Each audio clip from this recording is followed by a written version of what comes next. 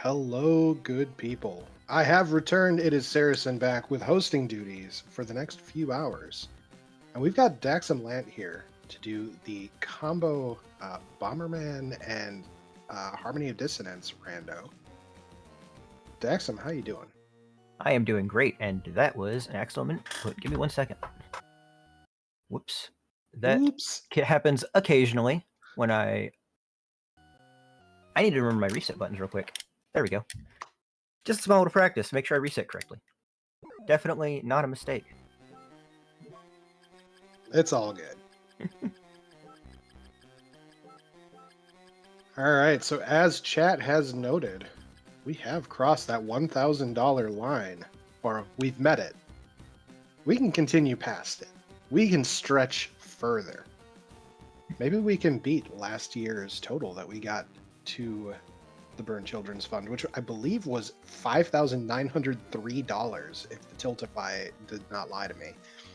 So we can see about that. As a reminder to everybody in here, we are raising money for the South Carolina Fighters Burn Children's Fund in affiliation with the Medical University of South Carolina. In the interest of getting everything on the way and moving things along. Daxon, why don't you go ahead, count us down, get us going. All right, then. Let's get started in 3, 2, 1, go. So, as the title says, it is the Aria of Sorrow, wrong game, Harmony of Dissonance and Bomberman Tournament Combo Rando. If you know, like, the Combo Rando for SNES of SMZ3, yeah, it's like that. We have a 2D Metroidvania game and a Zelda-like game. Of course, you may be wondering right now, well, this is just Harmony of Dissonance. Where's Bomberman? We'll get to there in about 40 seconds. We just have to outrun the auto-scroller. Oh, yeah. And I have already whiffed the first thing at the beginning, so I mean, this is gonna go great.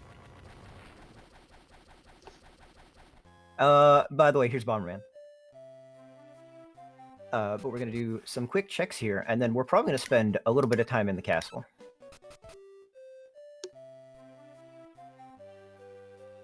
It's always interesting with the combo randomizers, getting those initial checks, like, and understanding what the routing is to get the best results on that, and yeah. Yeah, it's a very interesting thing. Most of the checks are in Bomberman. However, Harmony is where most of the time it gets spent on, or most of the more important checks, I would say, because there's a lot of junk that can be found in Bomberman, but not in Harmony.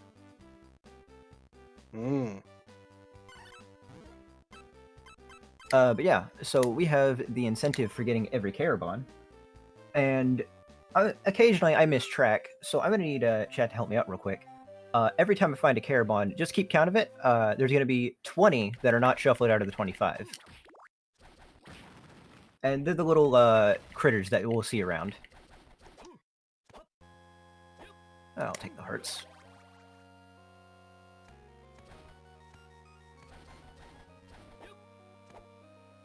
Another heart up.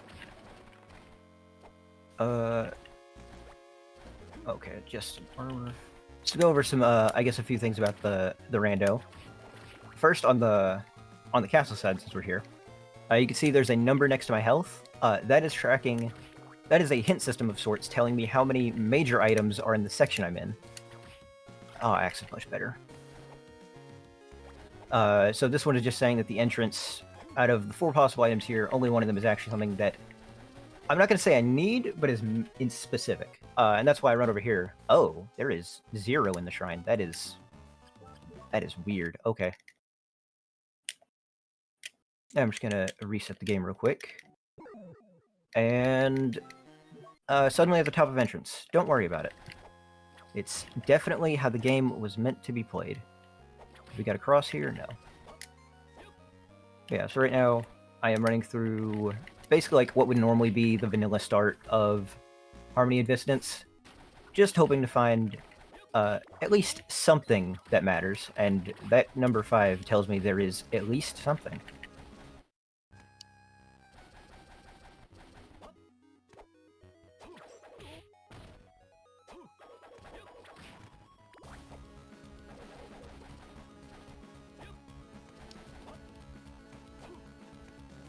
I should go over, I guess, how the settings for the seed work, because it's... So the settings are individual for each game. Right now it is set to where the map of the castle is completely vanilla, because you get enough randomness just from how Bomberman affects things. Bomberman side of things, there are actually 4 bases, kind of like a Zelda dungeons, and all 4 of those are shuffled between each other. So once I get to one, we will see, if it affects what I can do. Normally, it can also affect how you can get between certain areas where the map is broken up into 4 quadrants, and sometimes they make you beat dungeons just to go to where the dungeon normally is. Ooh, Cedron, that is the first one found. Let's go into equip some stuff.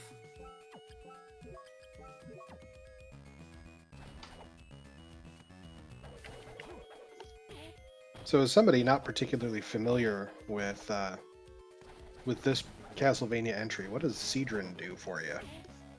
It's a Bomberman item. Oh, well, Yeah, as somebody who's not is- familiar with Bomberman. It gives me the ability to block. It is actually the second care bond you normally get, and you pretty much use it once, and you never need it again. It actually has a few more logical implications in certain places, but it is basically irrelevant. Logic schmogic. Yeah. However, I actually, because of that Cedron, logically, I can get to a very, very late part of the castle. Oh. And that is a red medal, which is the first of the 4 medals I'm going to need in order to beat the Bomberman side of things. There's trans. I feel like what's the words I'm supposed to say? Yeah, something like trans, right, or something. Yes. Where is? Actually, wait. Getting trans early is a. This is gonna be a very weird seed. So, like I said, medals are for. They're one of the many things I'm gonna need to get into the last dungeon of. Oh. That is one of the best armors. There's a lot happening, actually. So yeah, that is the best armor. Trans gives me access to one of the 5 bomb types in this game. That is an important item I can't grab yet, that I'm coming back for.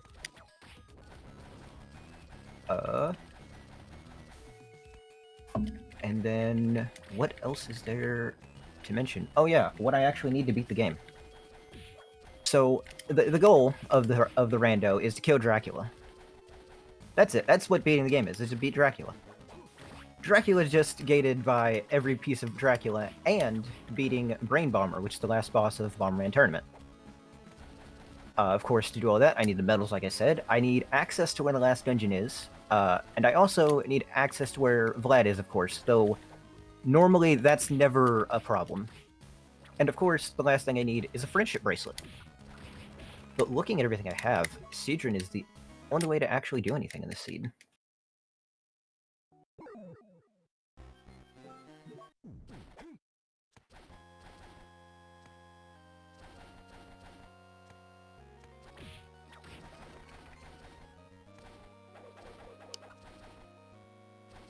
So do I have a quick minute to go over donation that's come in and whatnot?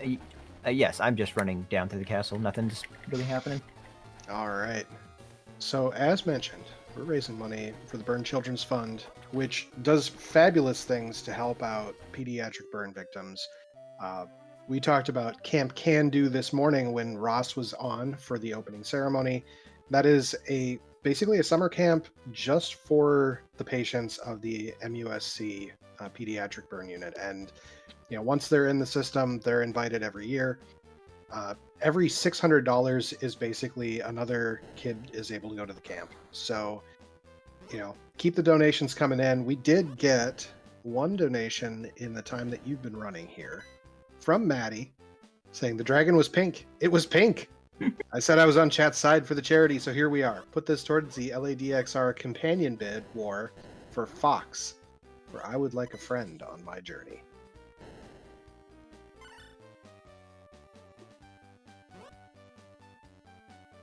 But yeah, here I am. I'm just doing a walk that's actually very uncommon. So as you saw, there's a lot of items that actually start available in Harmony in its first sphere. Bomberman has 3. And I am walking to where the 3rd one is, and I hope to never have to do this in a seed, which is exactly why I have to do it. It's made up for by practically infinite damage boosts from that best armor in the game, right? Yeah, that's... Actually, there's not many damage boosts that get used in Harmony. However, there are some other kinds of boosts that hopefully I will get the chance to show off. You have... Yeah. Luckily, normally the worst case I can have in a seed is having to do this walk early on for nothing. Or at least to not go anywhere, to then have to like basically go back to where I just came in, go back to the castle. Thankfully, Seedrin is actually the only item that makes this walk not that bad, or at least not as bad at going this way. There's actually a way to go backwards, and I would love to see that. I would have loved to see that. Yep. Oh, cool, boxing glove. That is an item that is not in the game vanilla. It is actually in the multiplayer mode, but it has been added as a completely out of logic thing that lets me pretend that I have the ability to throw bombs. As you will see right here.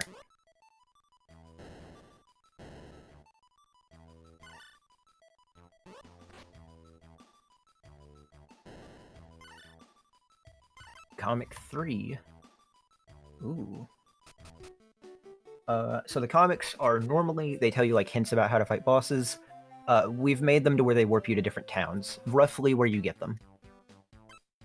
And that is money that I want for a fetch quest.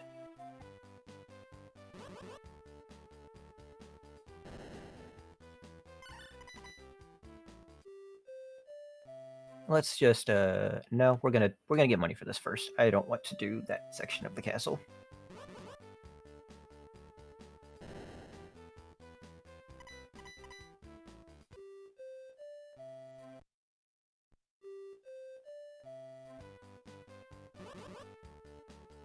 The enemies reset based on switching to the other game then? It is based on leaving the region. And so it's I could leave it in one of 2 ways. I actually can warp to a different region, then warp back, or I can walk through this door and it's just so much faster. That's actually the fastest way to grind money if we ever need to.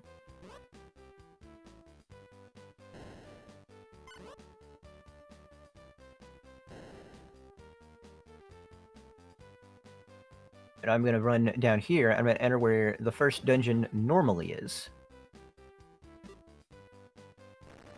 And we're probably not going to see a dungeon we can do anything in, as most of them require like items, and we have almost nothing.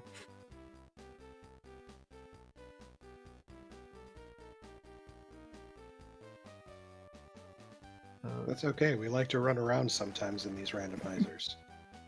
Yeah. There is actually one of the bases that is interesting if we find it. Though I wouldn't expect it.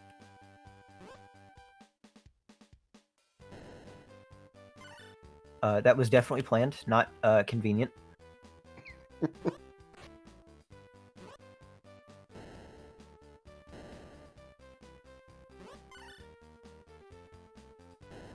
Okay, yeah, cool. Walk out of the way. Thank you. Yeah, these, yeah, no, I can't do anything here. But at least I know it's here, so we're going to warp back to the first town, and I'm going to turn in this ring, and they're going to give me, I don't know, a piece of Vlad, maybe? That'd be cool. Just have a piece of Dracula to hang out in the... No, that is another Caravan. That is the second one, and it does nothing. So now I'm going to warp up to Epsilon, which is the snowy region. And I am going to check if the shop has... I need more money. Oh, cool. They do have a piece of land, though. Good to know.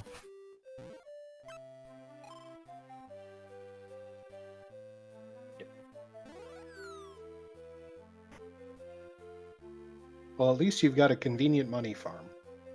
Yeah, it could. Unfortunately, farming money early is that. It's kind of unfortunate when it happens. Normally, if you can get the items to like do one of the one of the bases, you end up just with money conveniently after. But sadly, that is not the case here. But we are getting very lucky with the money drops.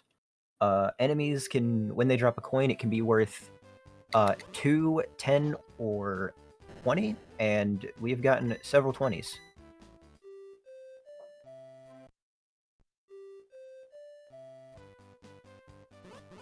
Yeah. Trying to think if there's anything else big, like setting-wise, I could think that I haven't covered.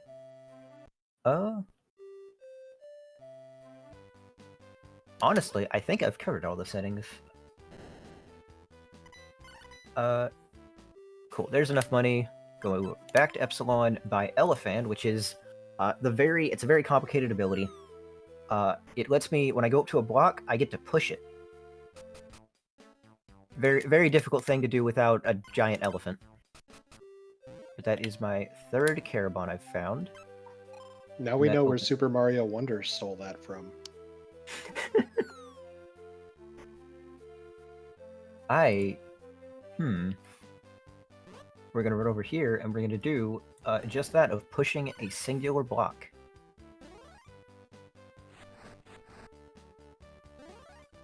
And actually, with where is it? Switch to nothing. With Boxing Glove, I could do this kind of fast.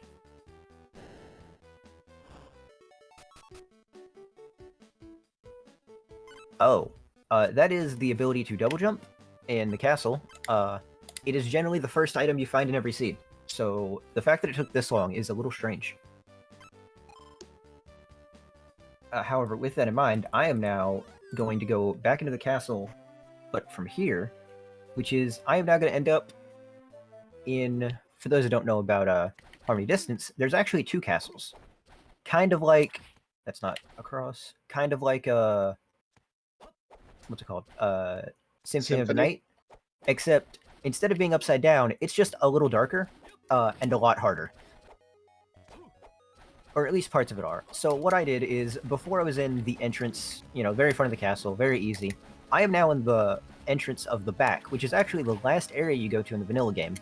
And everything here hits hard. It's a good thing you got that ceramic armor. Yeah. Unfortunately, being level 1 still means I can probably die in 2 or 3 hits. And I need to kill... Yeah, I could die in 2 hits. Now we're gonna try to do this. I just need to see what's back there. Nope. Oh, that's disinfectant. I don't need that now. I can come back later. That game error actually isn't that bad. The game actually saves every time you transition between the games. So it still knows that I have double jump. It still knows, all the things. And I'm gonna do a minor glitch of gaining some height and getting access to my first warp. The warps obviously speed me around the castle and everything, and it just helps to have access to them. And I'll take this drumstick since I have no healing. And we're gonna go and a little bit of money for potions to pick up later for, run safety and all that. And now, when I go up here, I have... Okay, no major item here. So the entrance major item is very out of the way. Save, and I'm going to run back to Bomberman. I need to get back to the part of the castle I died in. However, I'm not going to grab that disinfectant I saw, because it's just a fetch quest, and I would rather be able to safely get through that room.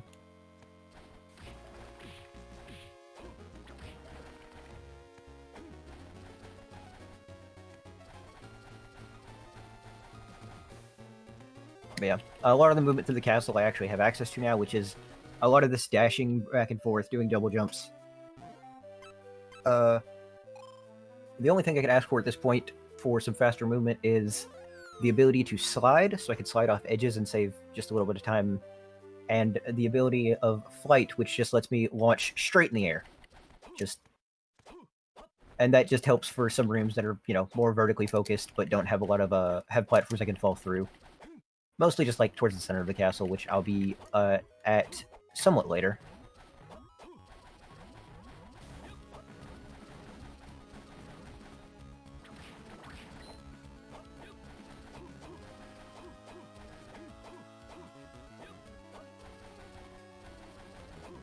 Yeah, we're gonna run back over to the left, and you'll see that room I looked through looked kind of like where I saw Death earlier, and completely skipped the conversation with him. And now, over here, I am gonna first save in this room so I do not have to run back through here. And now, much like what I just did in Castle A, I'm going to do the same thing in Castle B to check to check one item, but also I will enter the warp room. And with how the settings are, you cannot actually warp rooms are used to go between warps and also between the castles. And I actually can't do that until I find 4 hint cards.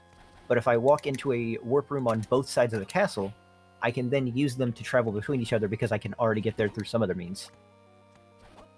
Speaking of getting to other parts of the castle, that is another Caravan, and that one acts as it lets me fly over a broken bridge that's actually outside Epsilon. So once I check one more item, I am probably going back to Bomberman. This one is actually really mixed between the two games more than normal. These seeds tend to be more focused on one game and then the other, but having to jump between this much is kind of surprising. I can...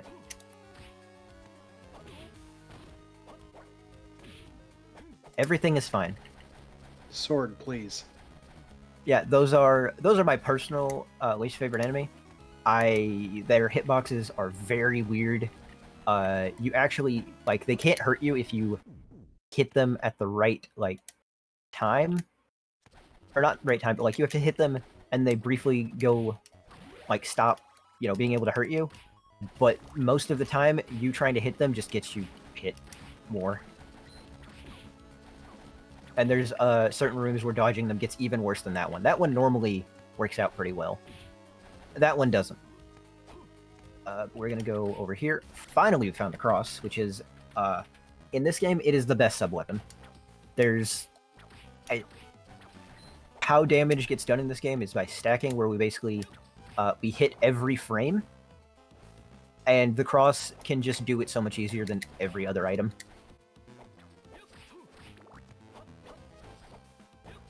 We're going to run over here, and we're going to hope this is an item. It was not. Okay. It's a pretty headband. Why am I putting that on? All of the things I have are headpieces. I don't have a whip yet. Okay. I'm going to save, and I'm going to run back to Bomberman. So we have one item in there. We have one there. I am now going to actually try to pick up the disinfectant, since I'm on my way back, and I'm not coming back to this part of the castle for a while.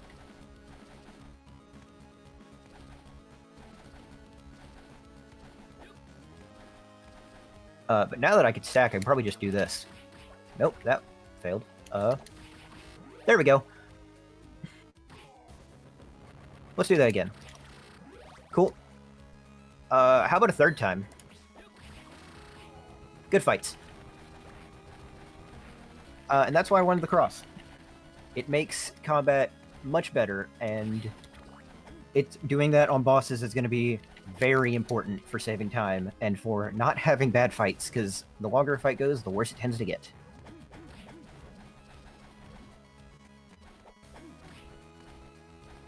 There's some good levels you got off of those too, so...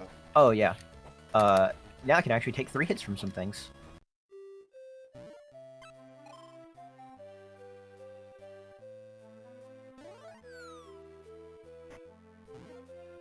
Yep. And now if I switch over to P-Beast, I can walk up here.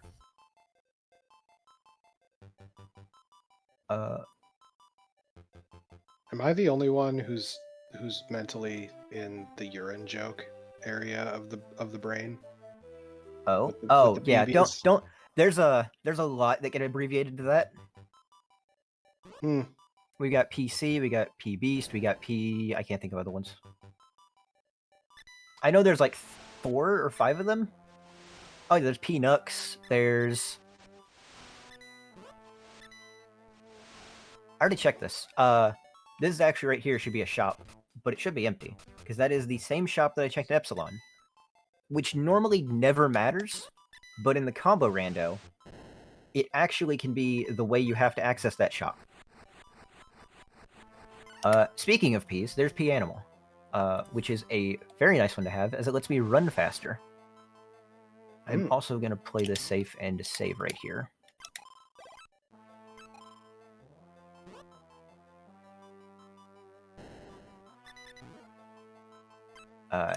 Yeah, let's save again. Just... Okay. So up here is another dungeon entrance. And this one is Magnet Base, which is the first base you go to. And we can already do it. It is... its requirements are very low. You just need...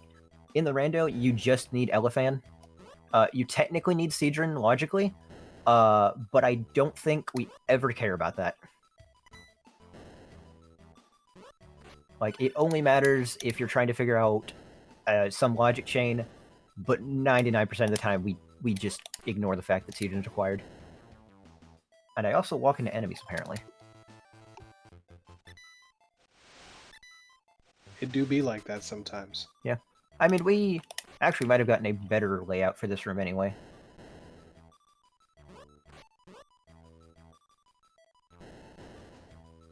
Yeah. All these rooms where I have to blow stuff up, they are... their placement of things is random. And sometimes they're nice, and sometimes they are the worst thing I've ever seen. We're gonna hope that it stays towards the nicer side. Okay, this room... Yeah, this is alright. That snake cooperated. We should be able to do this then. That should get rid of all of them. Yep. Here's a room. Logically, this requires a Seedrin. We just walk out of the way. It's a very complicated maneuver. That's pretty much every room that requires Seedrin is going to be like, is you just move. Because it's faster to do that than actually menu. That was a hint card, which is... I'm going to save here because I don't feel safe. That was a hint card. It is one of the... There are 6 total, and 4 of those is what lets us use the warps to actually go between castles if we haven't found the matching warp.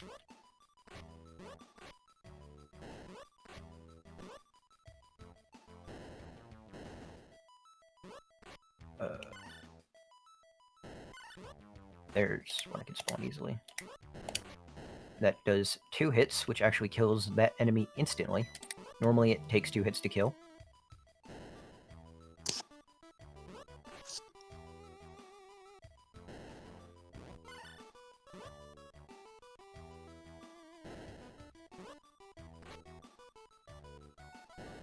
You are not cooperating.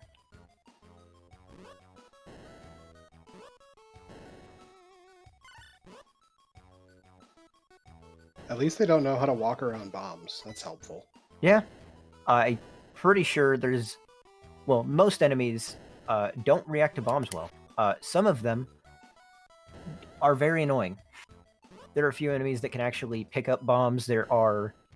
as you saw, the snakes can eat them. Which normally is actually more helpful, because they just sit there once they do. Why is this... The zombie is being annoying. Now you move to the side? Okay, whatever.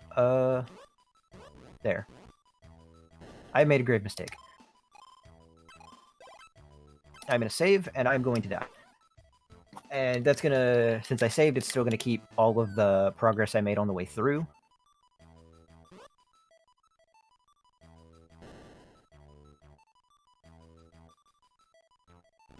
I know. Having right now on the Bomberman side of things, I actually don't have that much to work with, like utility-wise. Boxing glove, as you see, is nice, but sometimes I'd like to get bombs a further distance.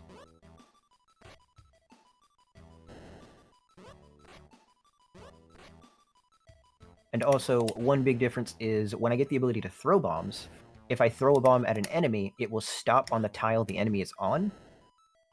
However, boxing glove is a set distance. Okay, there we go. That room is cleared. And now, here's another room where we are supposed to be using Seedron.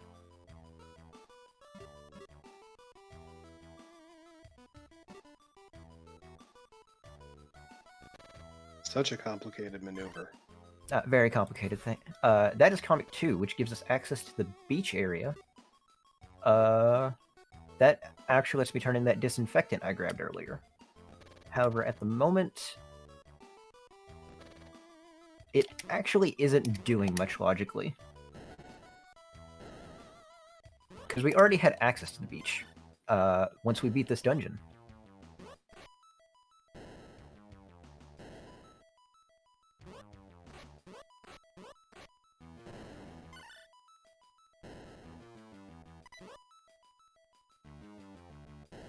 Okay, and then when we push this block, we will open the door.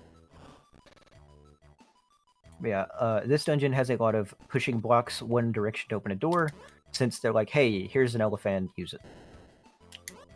And then they actually don't make you push that much for the rest of the game. It's just random rooms.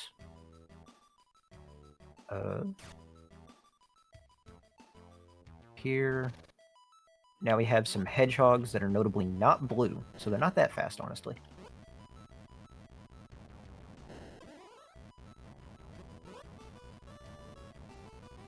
Why can't they just share the hedge? I don't think he's escaping that. And it's 2 hits.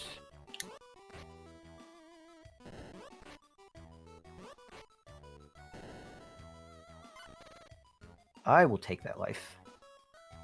And money.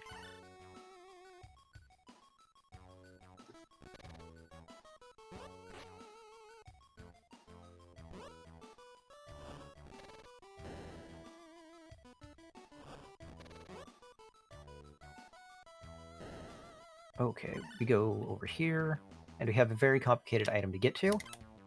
Ooh, that is nice to have early. That is a step counter. It keeps track of your steps. It is a fetch quest item that also requires you to walk so much before you can turn it in. No, I need red, that's what it is.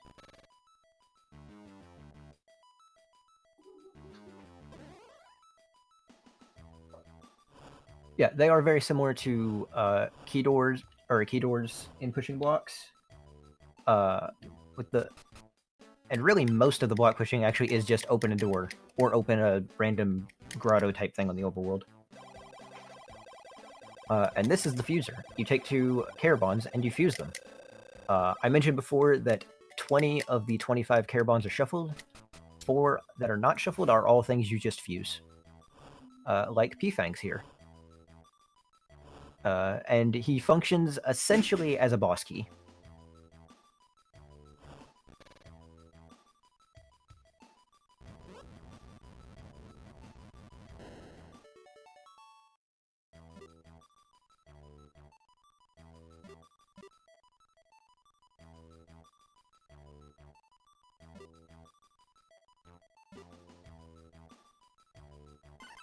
And that is our first fire-up. Those are going to be helpful at first. At some point, I'm going to end up with so much fire that either I'm going to have the number break, and also I will probably start blowing myself up more. But anyway, here's the first boss. He's fairly simple. He's just a snake that you need to damage 3 times, though damaging him can be a bit of a process.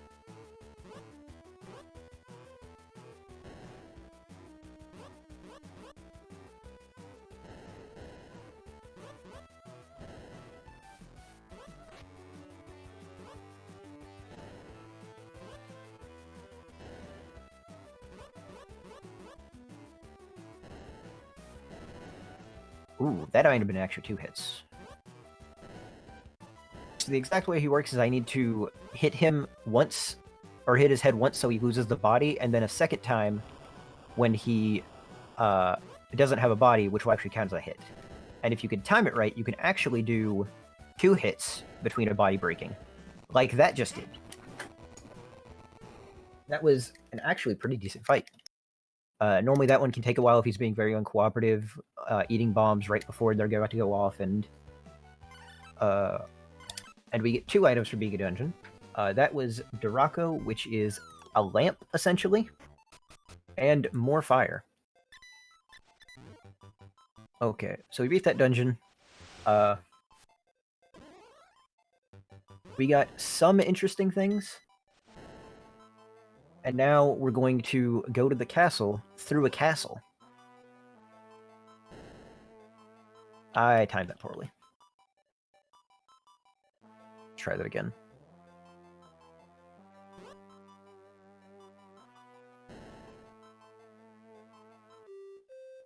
That seems like an awkward thing to time, just generally. There's a spot that if you place a bomb, it always works. Anyway, so we're in a castle that's in a castle. We have more annoying swords. This is kind of North would normally be the middle point of the game. It is like one of the first times you actually are supposed to be able to work between the castles. And this, let's see, it had 3 items. That's alright. But this is our first access towards... This is actually like at the very back of the castle. It's a pretty large area. It also is giving us access to another part of Bomberman, but we can't do anything there.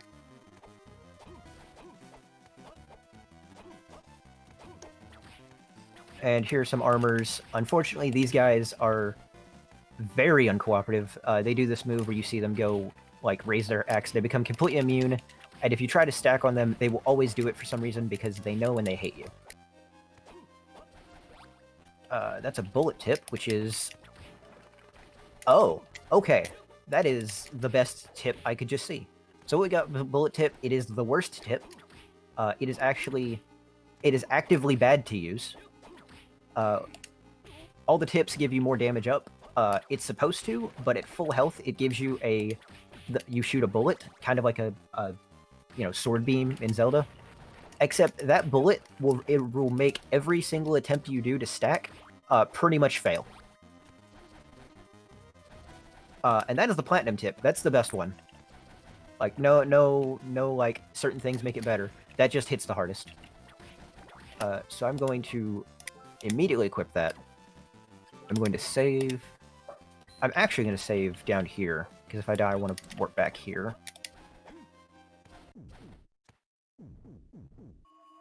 And I am going to make an attempt at fighting Legion.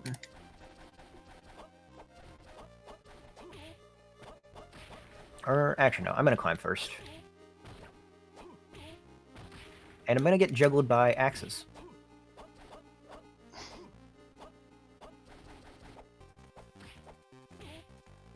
Brigands.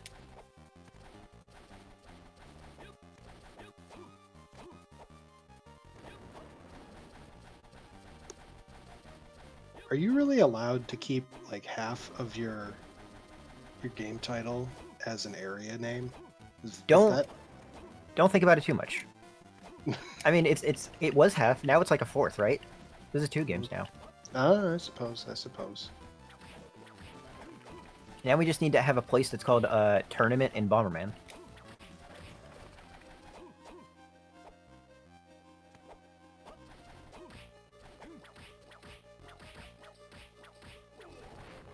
I'm gonna try to stack on this guy, even though yep, he immediately went for it.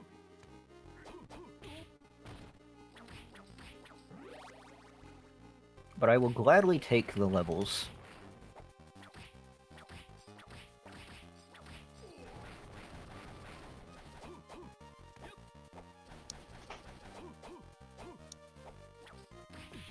Yeah, swords do not... Oh, hey, it's the Rib of Vlad. I'm kind of sad we found that in the castle. On the Bomberman side of things, there's actually a typo that we've decided to keep, where it says "Rip of Vlad." And honestly, that's how it feels sometimes. Okay. I don't have a glove on yet, so we'll put that steel glove on. 183 is a very nice defense. Okay. So that was the 2 items up there. Now, that means the last item here is... The last item here is locked behind Crush. Okay.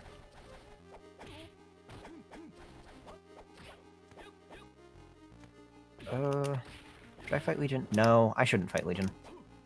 So I can go... There's a boss door to the right of me that has Legion. It is a, like... There's a boss there on both sides of the castle, and technically we don't need to fight either of them ever. But we can take a solo run around them. In at least once between the 2 games, we want to go this way that I'm taking now. Or between the 2 castles. Just because there is a singular locked door, and if we don't... and there's an item that can be locked behind it, and we have to go this way just to open it up. But this is the Aqueduct of Dragons, or Dragon Aqueduct, I can't remember even though it was just on screen. This area has nothing in it. It never has any major item. So we actually, right past the door I just walked up, in the room below me, that is another transition to Bomberman, and it takes you into the beginning of the desert area, and we can do nothing there because we are locked behind a sandstorm.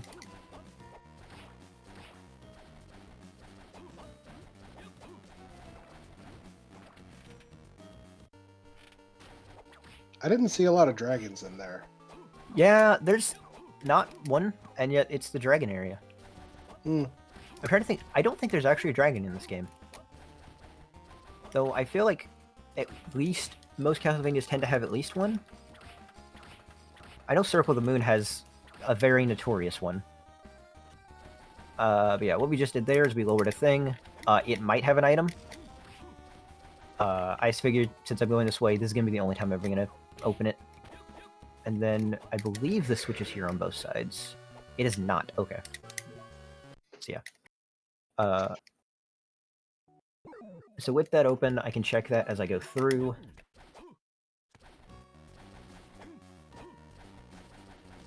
Why did I should not have saved down here, actually. It's fine. Whoops. Yeah, that door there, I rarely ever have to come this way, and in Castle A, there's a switch there that opens up that door on both castles. I thought it was in both castles. There's some weird inconsistencies on what is and isn't in both that affects both. Later, there's going to be some walls that we're probably going to break that require Crush Stone, and most Crush Stone walls are in both castles. And then there's 3 that are either only in A and affect both, and then there's one that's only in A. And I don't know why there's one that's only in A, but not B. Let's save here again, even though I'm actually kind of low on things available. Or I guess I also have the entirety of the beach. So I'd rather see if I can get Kaiman first.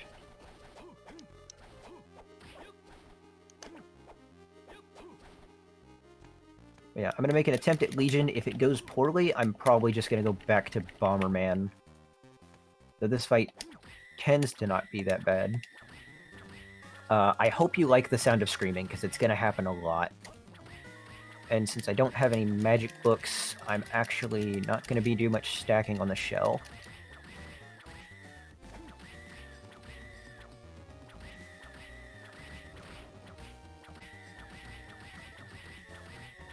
Okay, so what I showed you before was what we call drop kicks, or not drop kick, whip stacking, where you do a setup where you whip once in the air and once in the that's too close. Once in the air and once in the right as you land, plus a sub weapon. Normally the cross. You can also do it with the axe. This one I do jump kick stacks, where instead my 3 hits are the cross again, the whip, and a jump kick that I do right before I whip.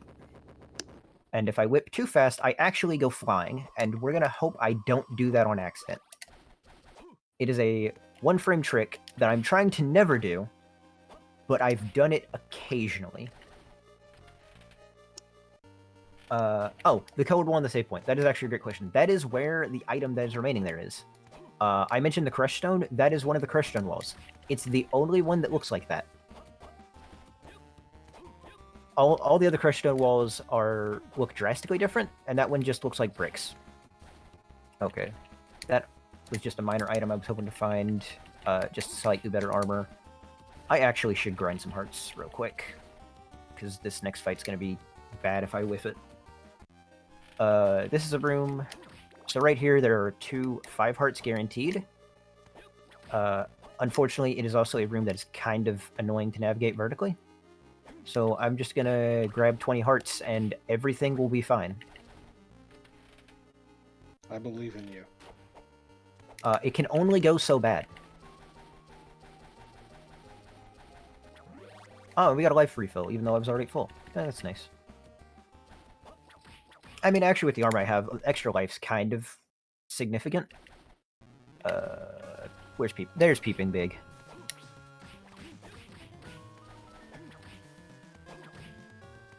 You are not cooperating. Get a little lower, please. There we go.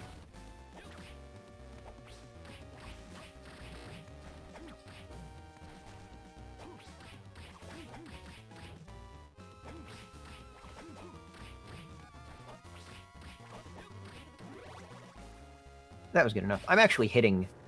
Since I found the platinum tip, I'm actually hitting pretty hard for compared to normal. Okay. So there's one item here.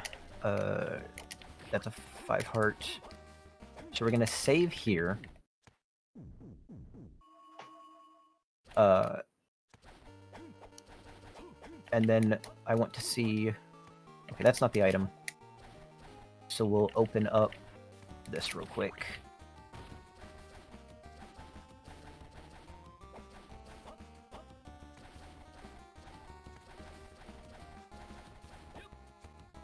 Let's... didn't get it. Hello there.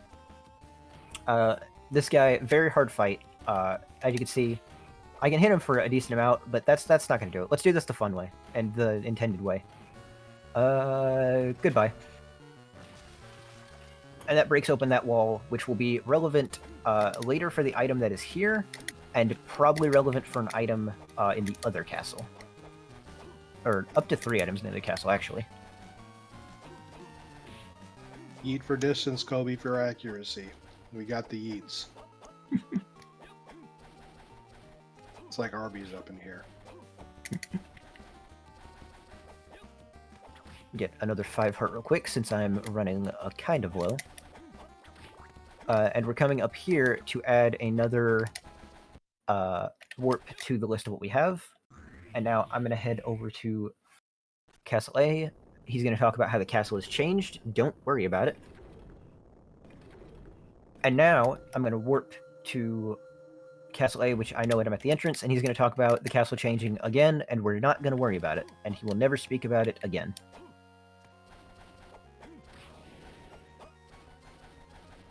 I can't slide yet. I don't know why I'm trying to.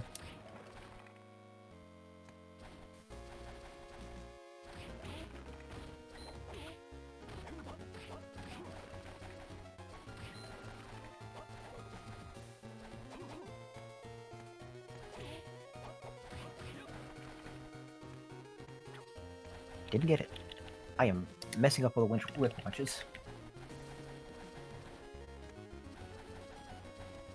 Another 5 hearts here. And now in Bomberman, I'm going to go ahead and go to Delta.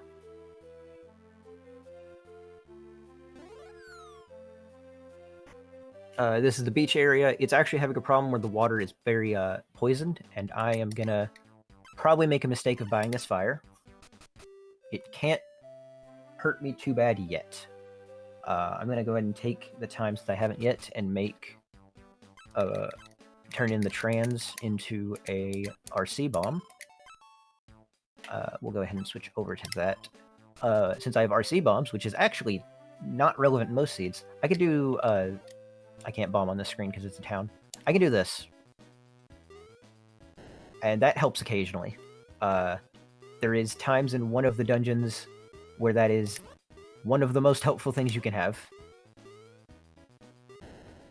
And these are frogs that are very... Honestly, these frogs are pretty scary until you know how they move. And then they're only slightly scary.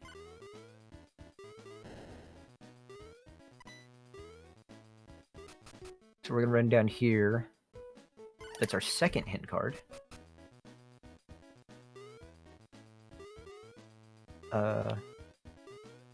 I need to go grab Sharkoon at some point. I'm going to switch off of Palmy. Sharkoon. We're not playing Raft. Oh. Okay. So there are 3 items in Bomberman considered like the OP items, the perfect items to get. 2 of them are the Kongs, a Lekong and Fire Kong. A Lekong lets you walk through blocks, and we just got him. We also just got Uni, which is the shovel. And normally in like Zelda games, the shovel's, you know, not that important. You basically never use it. The shovel is hard required. You cannot get to the last dungeon without the ability to dig, and you use it on one screen only. There's our second medal.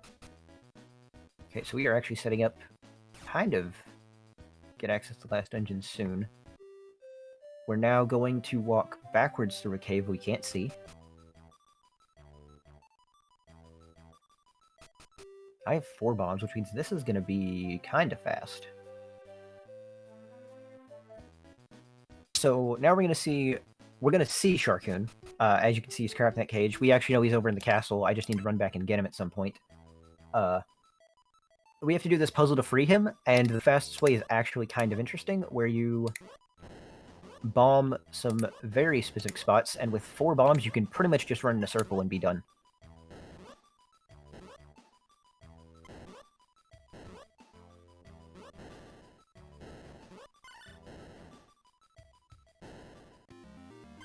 Okay, that's not bad. And that is the ability to kick bombs, Peanuts. I actually want to be on an empty slot so I can run. And now let's go back to the castle, because we haven't been there enough. And see more annoying swords.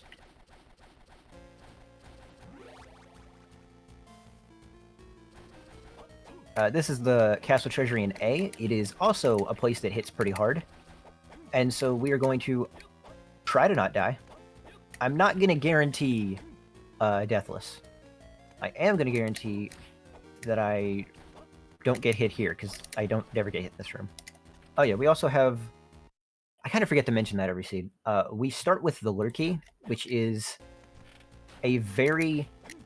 The area I got to at the beginning of the game, or towards the beginning, where I did the double jump and to walk around like a flight thing, that is where you normally get the Lurkey, and it's used to open up that like green door you saw, which locks most of the locked rooms.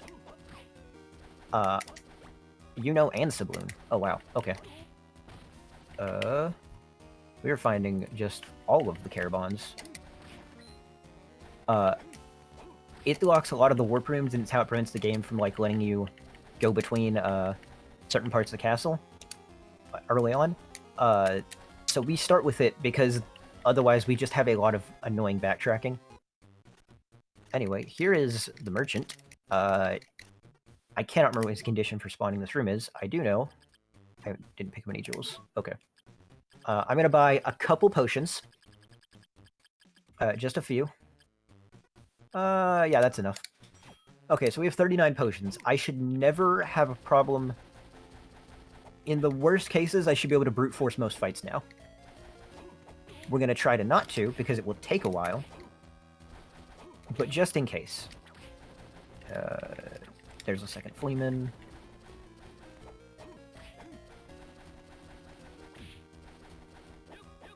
There is our third medal. Okay, we almost have access to the last dungeon of Bomberman. Which is strange at an early. Strange to be at an hour.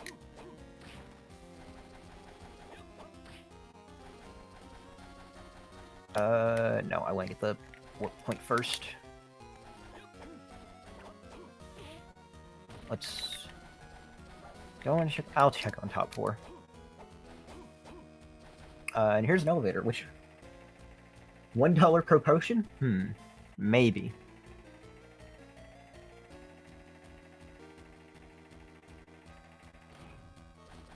So here is a second warp room. It has flour. And flowers.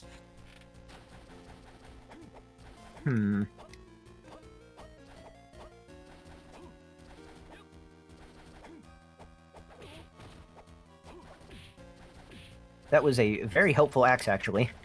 I don't think I was going to make that jump otherwise.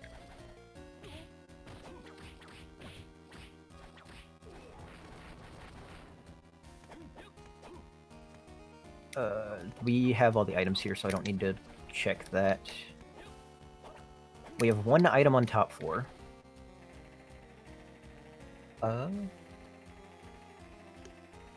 It's very nice that they put these elevators here. Oh yeah, they're really nice. I hate using them. There is actually, once we get access to flight, we will never touch an elevator. Because they are so slow. It might, I cannot remember, but it might be possible to actually outrace them with double jump. You just have to be really good at inputting. And one missed input and you will fall behind a lot. I'm gonna... My last save is there? Okay, I'm gonna actually, I don't need to save here. I'm gonna menu to save. I'm gonna heal myself up. I'm gonna make 1 attempt at the hardest boss in the game. This is Minotaur 2. That ball and chain is the worst thing to work with. Because it flails around and it hurts you a lot. However, with how much damage I'm doing, I actually might be able to kill him. How... Yeah, no, I think I have this.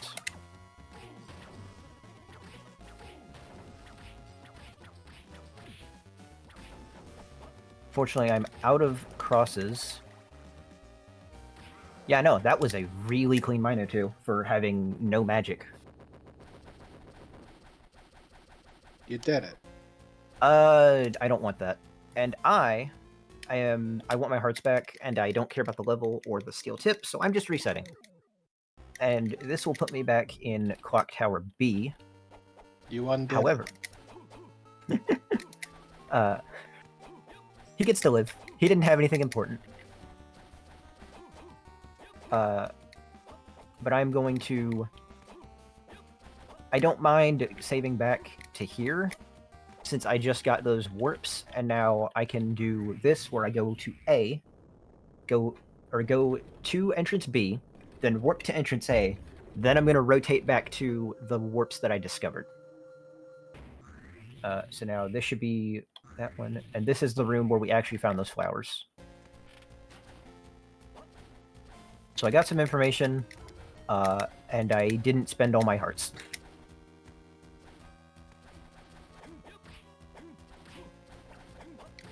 And now, I'm going to go into Skeleton Cave. You're never gonna believe what enemies are there. Dragons. I wish. A Skeleton Dragon would be kind of cool.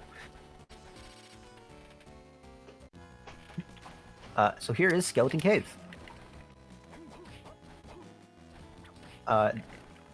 Once I get past these bone archers, there's 2 items here. I don't have crushed stone. That is not one of the items. We'll check the right side first. I'm also probably going to zip through a wall in a couple minutes. Just because no one likes block pushing puzzles unless they're in Bomberman.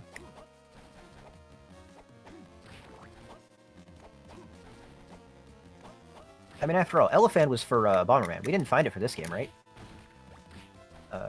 Hint card 4. Okay, so that's the third... Is that our 4th hint card? I actually want to check that to confirm. That is our 4th hint card. Oh. Huh. So we have access to all of the castle. Or at least, not all of the castle. There's a few checks, like I said, that are still going to be locked behind Crush Stone. There's actually the very top of the castle we can't get to. But otherwise, we have access to everything. Which means I'm probably going to be in Harmony for a while. Okay, so this room... Yeah, this room, I have to do the block puzzle.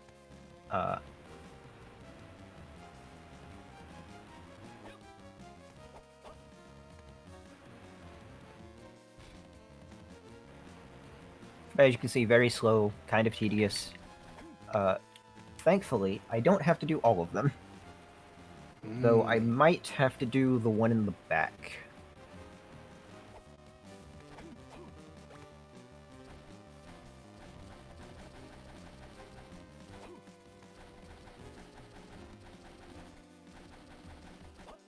Okay, so here...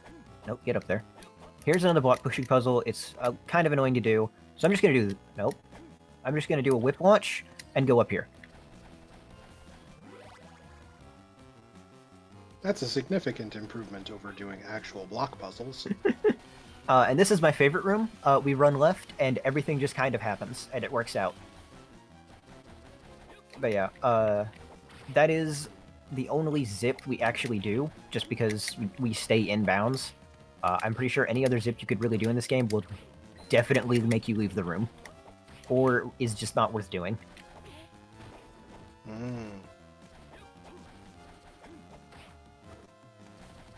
And then that whip launch I do, it is essentially the most... It is our main, like, movement for a speed boost that's kind of glitchy at all. And honestly, it's not used that much either. So if we go up here, and we go over here, we have these mimics who, you know, mimic our movement. So we're going to simply have him press the switch for us. He's a friend. And find nothing. I don't think I need the deer antlers.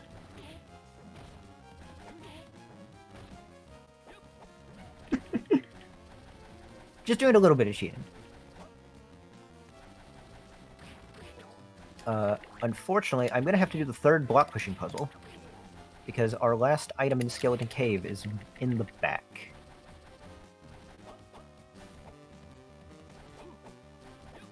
Okay, so this puzzle is only a little annoying.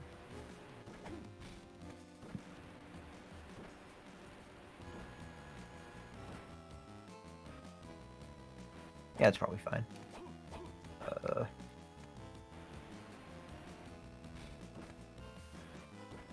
That should work.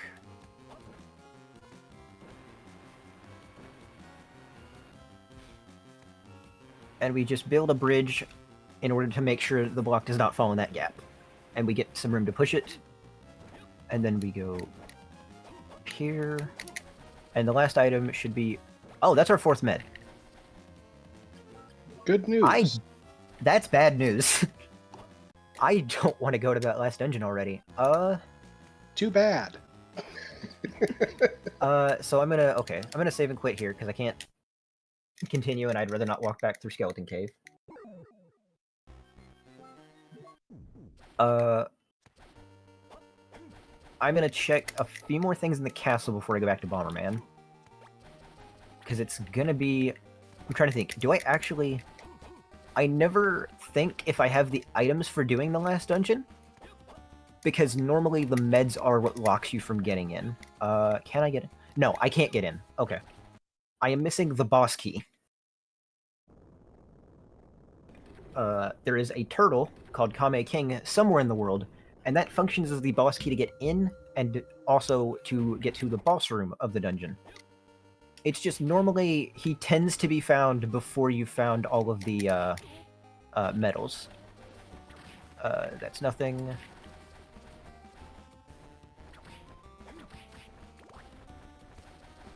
Does this Kame King perchance Hameha?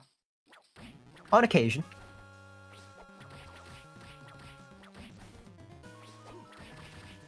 And here's Max Slimer. He is, he's not hard, he's just kind of tedious. He can be a little, and by a little I mean very uncooperative when it comes to stacking using the cross. And we just kind of have to accept that.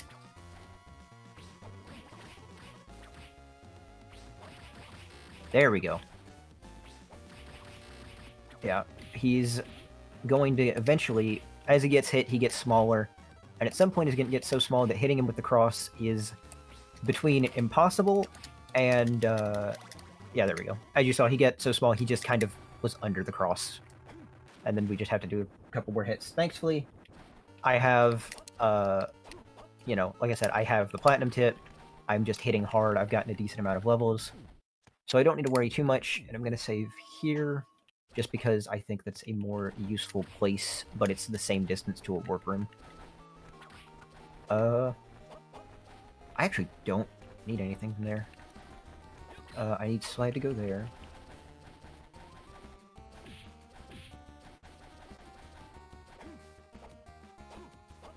We're gonna do this. Unfortunately, as most Castlevanias do, the clock tower has an annoying enemy that kind of flies through.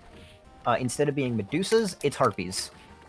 And the longer I spend in a room, the worse Harpies are going to get. And I guess there's Medusas in here, but I kind of never notice. But there's our second Vlad relic. I thought third. Maybe I've miscounted. I can check. Once I hit 5, I can check. I will say it's third for now. There's nothing here. I'm gonna fight the devil.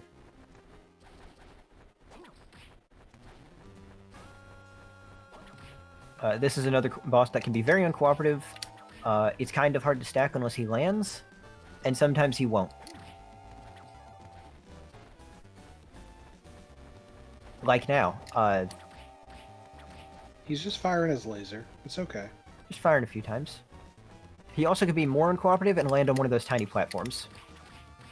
Nope, that did not work out. There we go. That's a good stack.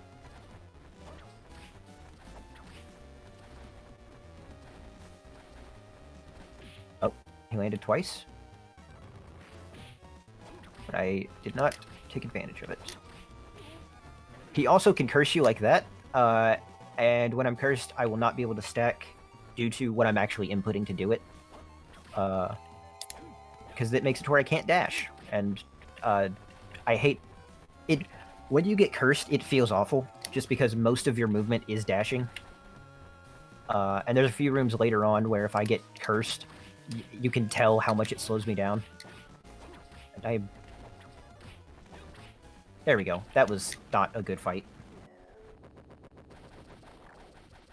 Okay. Devil is down. We're gonna go up here and check for 2 items.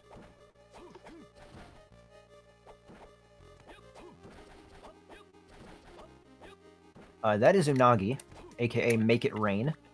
His purpose is to make it rain. Much like we should for the donations. Heck Speaking yeah. of which, do we have any more donations to read while I run through the chapel? Doesn't look like we have any new donations, but you know, chat, you could very well fix that and support the kids in the process. As you have probably heard already, we're raising money for the Burn Children's Fund, which is the South Carolina firefighters in affiliation with the Medical University of South Carolina. And they do great work between burn education, supplies, and treatment for pediatric burn patients. Camp Can Do and the fan club to support the mental well-being as well, because you know you can't just heal one part; you got to heal the whole person. And yeah,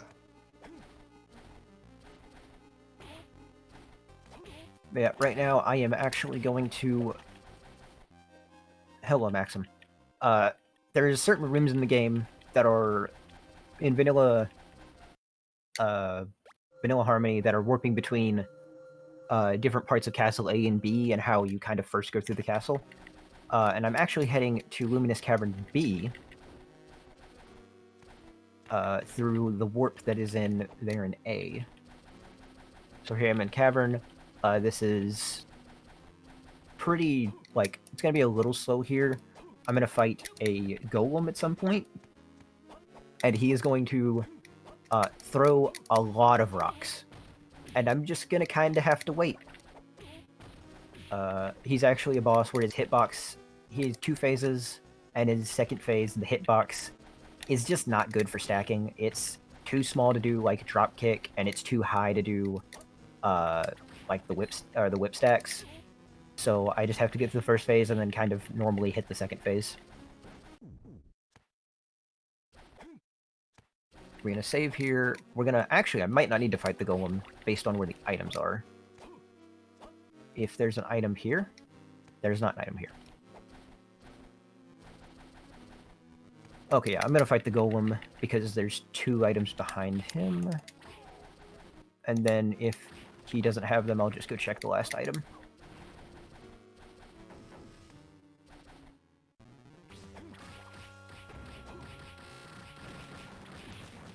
Okay, that was the first phase.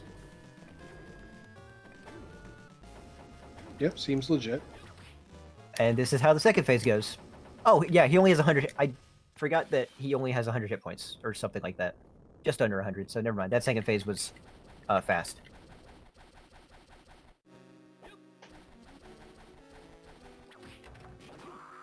But now we're going to ride an elevator that's getting filled with Kool-Aid. It's definitely Kool-Aid and nothing else.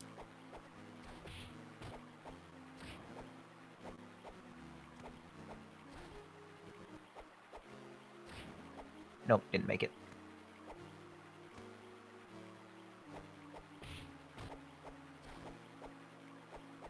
Yep, Kool-Aid. So cool. And then there is a camera. Everyone's favorite item to be found in 1748.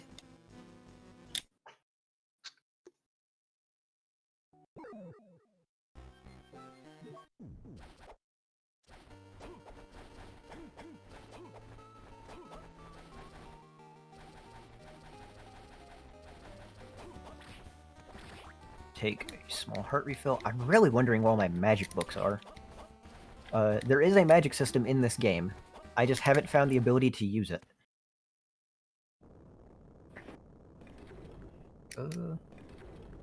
Someday, perhaps. Maybe. Okay, so that's entrance. That is a spot I never want to be at, but it does have an item. Okay. So this is the middle of Castle D. You may notice the elevator. There is a single item here, which means I... No, this is still faster. The 2 warps in the center of the castle, one is kind of never used except for when you first get the item there. And I'm basically running towards it, but it's still faster to go the way I'm going than to actually go from that direction. Because the item is right here. Once I get past all these skeletons. There are more skeletons here than I remember. That is... I don't remember what the TH stands for, but it's Liger. Liger slows enemies down in Bomberman.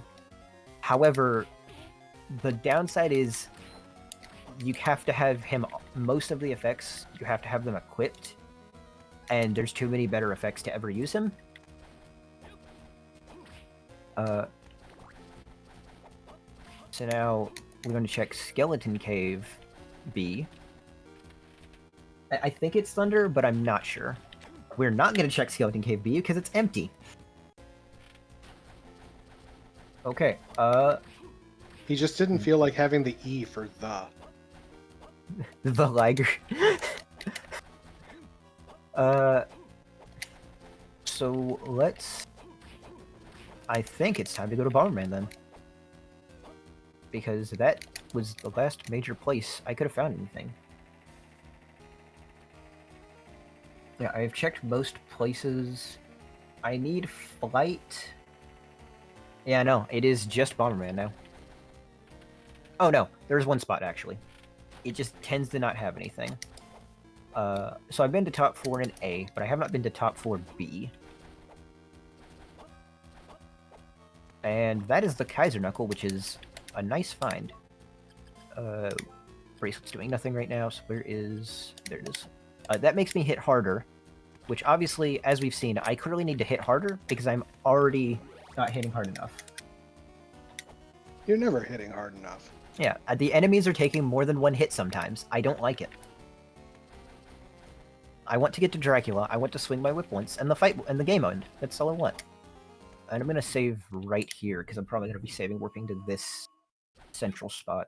So right here is actually where the game ends. That door right there is our entire goal, is to open that door.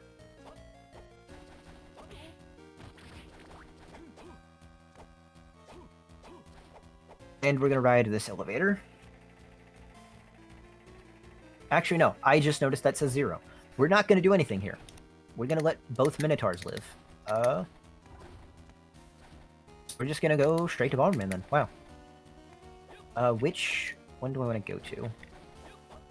I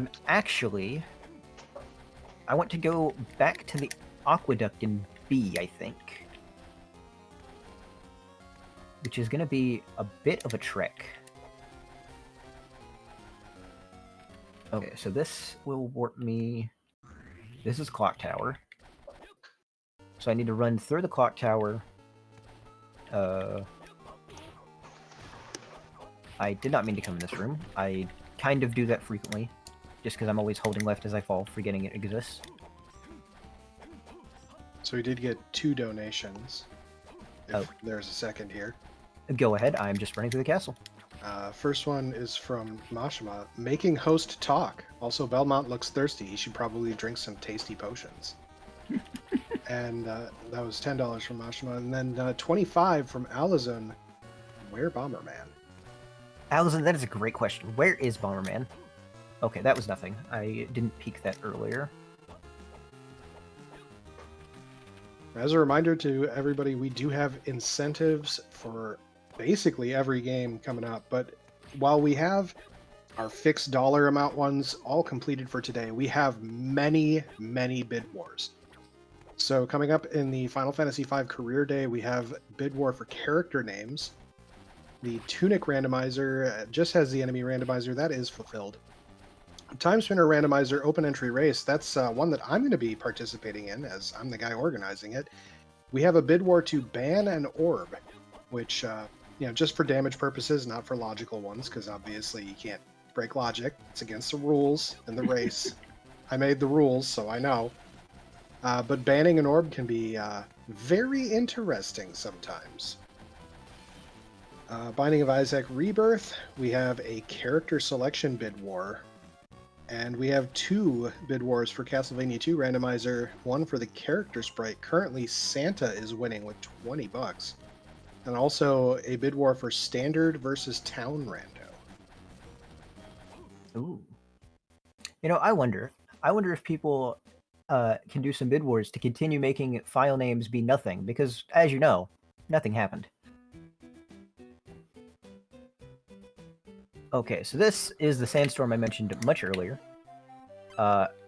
It's just going to sit there until we use Uno, which is a magical unicorn thing. And it's just going to make the sandstorm stop by saying stop. I don't know. And here we're going to get 2 items. More fire. Definitely what I need. That's our first large potion? That's... Okay. That's strange.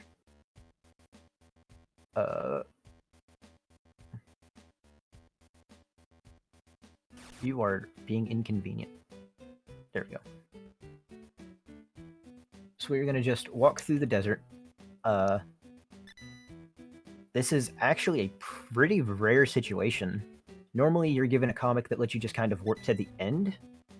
But we are given the very specific things we need in order to... Well, technically we don't yet. Actually, wait. Oh, that's... Huh. I need to fix that in my tracker. That spot, apparently, we can logically go to do this. I thought we couldn't. Right there, normally you're supposed to be throwing bombs, and you're not supposed to have enough fire to do that. But we found so much fire that it's actually relevant. Huh.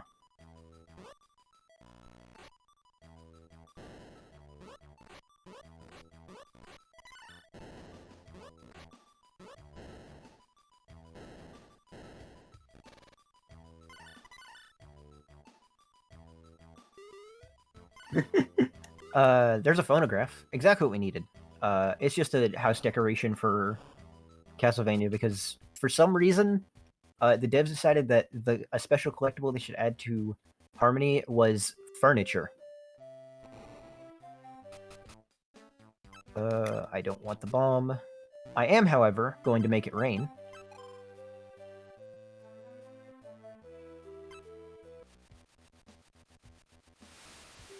And we've done it. We've made it rain. I'm going to use this as an opportunity to heal.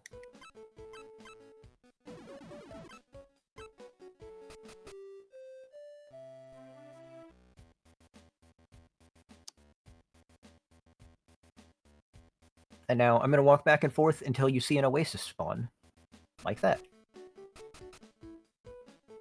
And I'm going to give me another bomb. I would like some hearts game. We're kind of at way too few hearts. What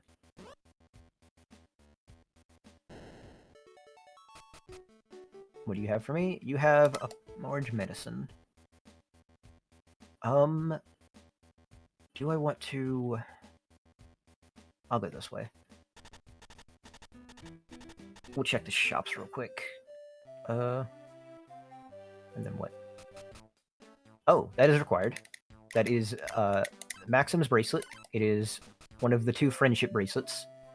We have to wear them to actually get the ending we require when we fight the last boss.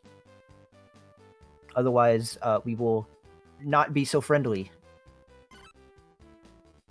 Okay, there's a fish hook. And there's an egg. Okay,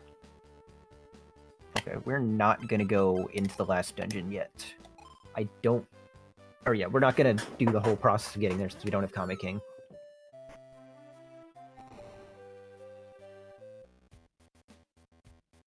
So we're going to put on Sabloon. And we're going to go and climb a mountain.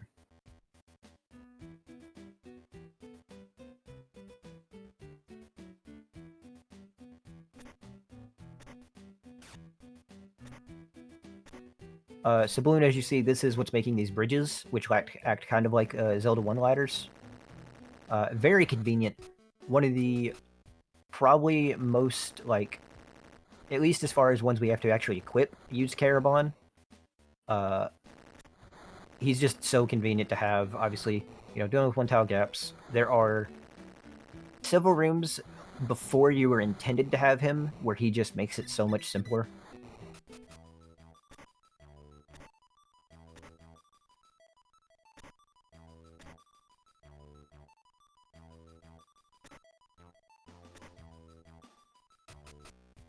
I don't have teriyaki beef, so I can't get that check. We're going to switch to Elicog so I can walk through a block real quick. And then several more. Not having to spend the time to bomb those is very, very much appreciated.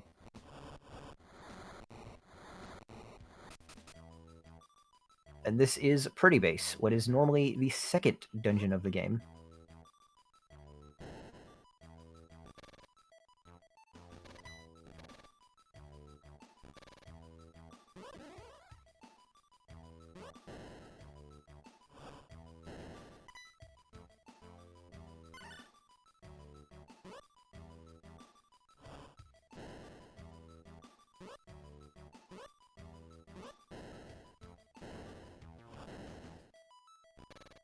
I will take this, and I will take the money, since I might need to buy an egg.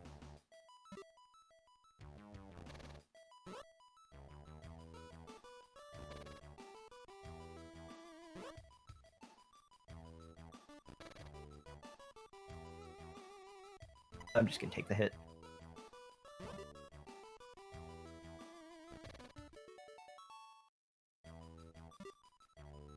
This room is very fast with Elikong. Oh. Okay, so I mentioned before, there are magical books. That is the best one. You're pretty much going to see, once I get back to the castle eventually, I'm going to use a combination of that book and the cross.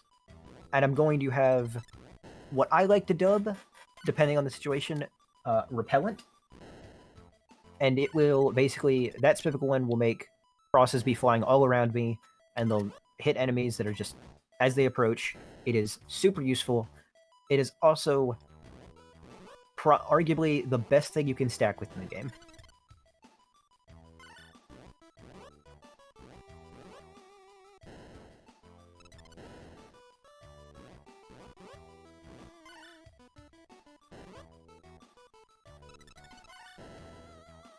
Barely too early.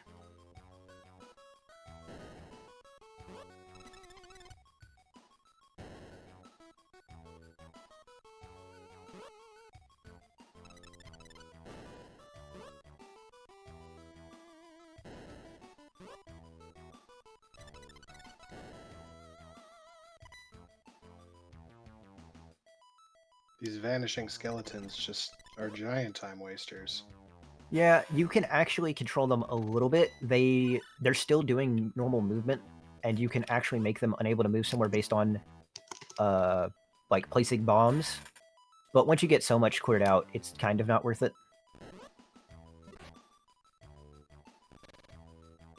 However, having the RC bomb is about to be very helpful. There's a room coming up that you're supposed to like kick bombs and stop them timing well to hit all these. I'm just gonna move this to exactly where I want it.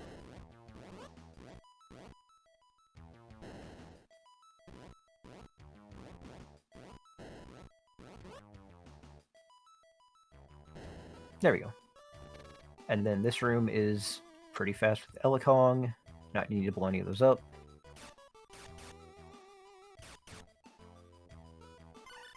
That is a balloon. It's another bomb type. It's not really useful. There's only, of the 5 bomb types in the game, you only ever use 2 of them. Just because they're pretty niche or just bad. One of them is like a mine, which just works worse than the normal bomb. One is, what? Obviously the rope bomb, which you've seen. There's a water bomb. It's a bomb, but it can work in water. It doesn't work when it's not in water. And unfortunately, there's actually no items that require us to bomb it in the water. Here I'm going to switch to Subloon, because that'll make this room easier.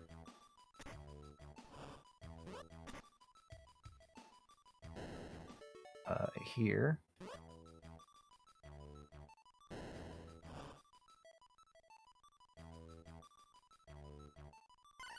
Ooh, speaking of bomb types, that is the best one. I mentioned before the 3 OP items. One of them is that hammer. It gives you Power Bomb, which is a bomb that no longer cares about... I missed the top switch, that's what it is.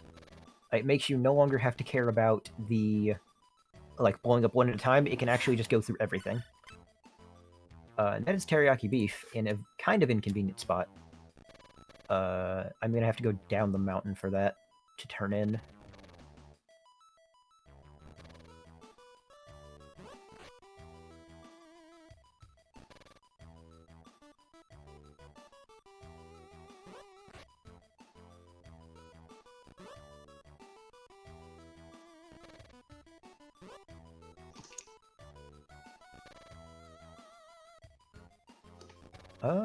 I wonder, is there a way to do this fast with... Oh wait, I have RC. Yeah, I can do this really fast. I can just ignore the gimmick. Okay.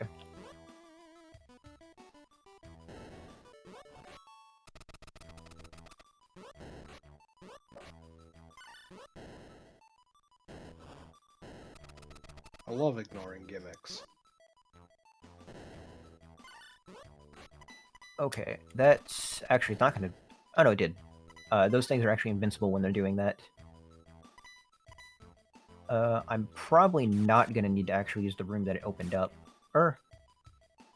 I might as well... I'm unsure. It might... So this is another one of the rooms that gives me access to the ability to fuse Carabons. And even though normally in the game you only ever get, like, the fusion you need in the dungeon, they work for all combinations. So if you have go into like one of the dungeons, and you have all 8 that you fuse, you can just fuse all 4 there.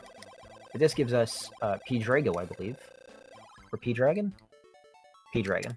A different one is called Drago. So that is a boss key for the 3rd base. We actually are done here. We can't open the door because we're missing we're missing one thing to make the boss key here. While I am here, I'm going to run over here. I'm going to go ahead and buy this bomb, just because I generally don't mind having, like, 7 bombs. Actually, Fuse, you're right. I could have fused one more. The 4th dungeon, I also have the combination to. However, the 4th dungeon's, it's actually the shovel I mentioned. So it's kind of uncommon that you need to fuse it before you can get into the last dungeon. So, yeah, no, I made a minor mistake, though it shouldn't be that bad. Neat, we can do more in the castle. Hooray, crush stone. That lets us break some walls. And where do I want to go to specifically? I'm actually going to go to Delta real quick. We're going to turn in that fishhook that I got. Alright. Yeah, I don't think I've turned in the fishhook yet. I also need to... Why'd I come in here? I need to go into the bomb shop is what I meant to do, which is up here.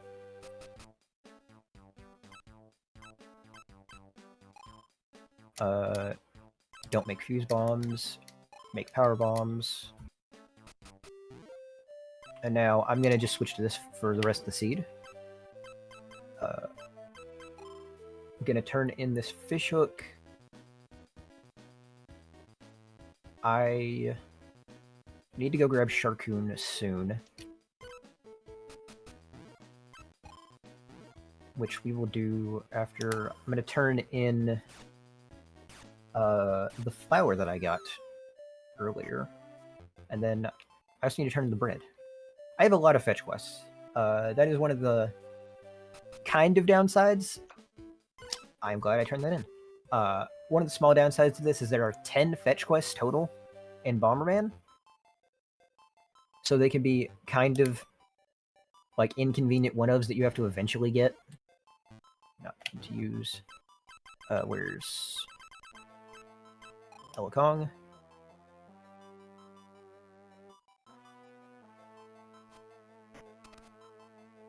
If I go up here, unfortunately, Elakong won't let me walk through these.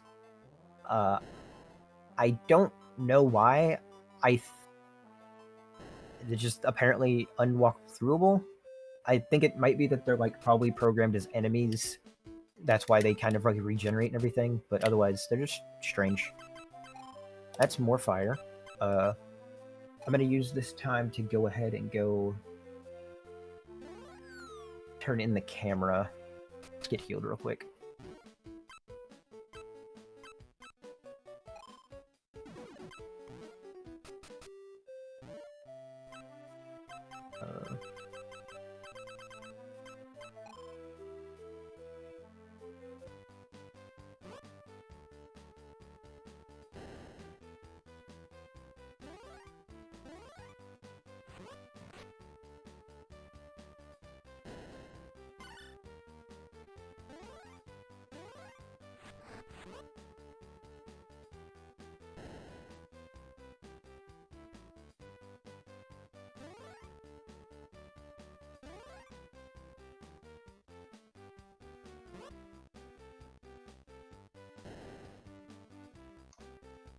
Over here, yeah.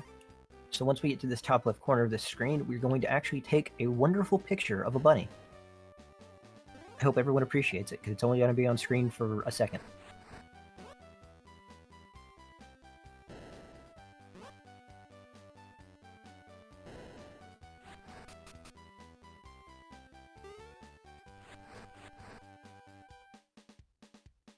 Somebody once told me the world is gonna roll. And he gives us a summon book, which is probably the worst magic book. Okay, so now just walk into the castle and yeah, probably save and quit just back to, or no, my save and quit's in the center, so we're gonna grab that 5 and save and quit, yeah. So I'm gonna go grab Sharkoon that I saw earlier. I'm then gonna check a lot of checks that have been locked because of needing the ability to slide or crush stone. There's a lot of just random one-ofs throughout the castle that are behind those. However, I also can get to the very top of the castle. But I don't think that's going to be worth doing at the moment.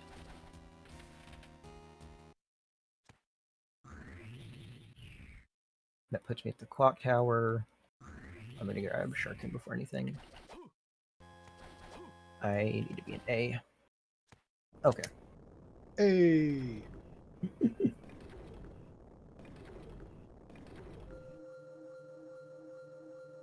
Yeah.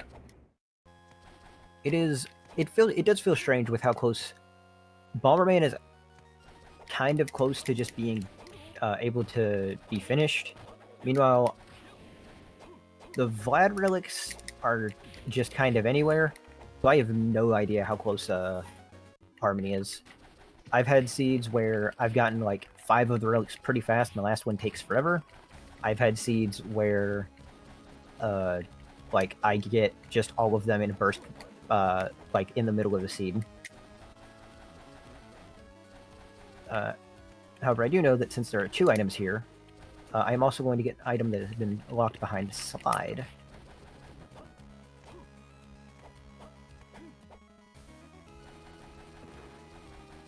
That is Comic 5. That doesn't do much for us. We've already kind of used its purpose. At this point, none of the comics will actually do anything, I believe. However, I do need to quickly kill a bat. This castle has had a bat infestation problem, and I need to get to the source of it real quick.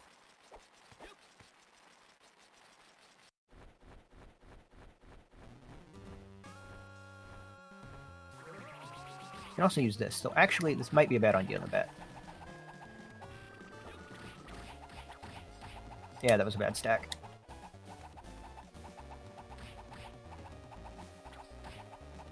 Yeah, no, I shouldn't have done that.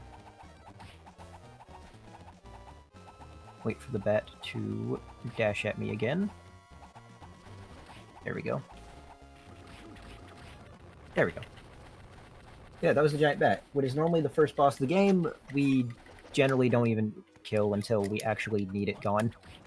It actually opens the door at the front of the castle, which doesn't matter because it doesn't matter for A, because there's nothing back there and we just have it open for Bomberman.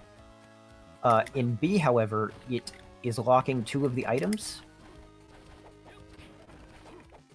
And so, generally, I try to kill the bat.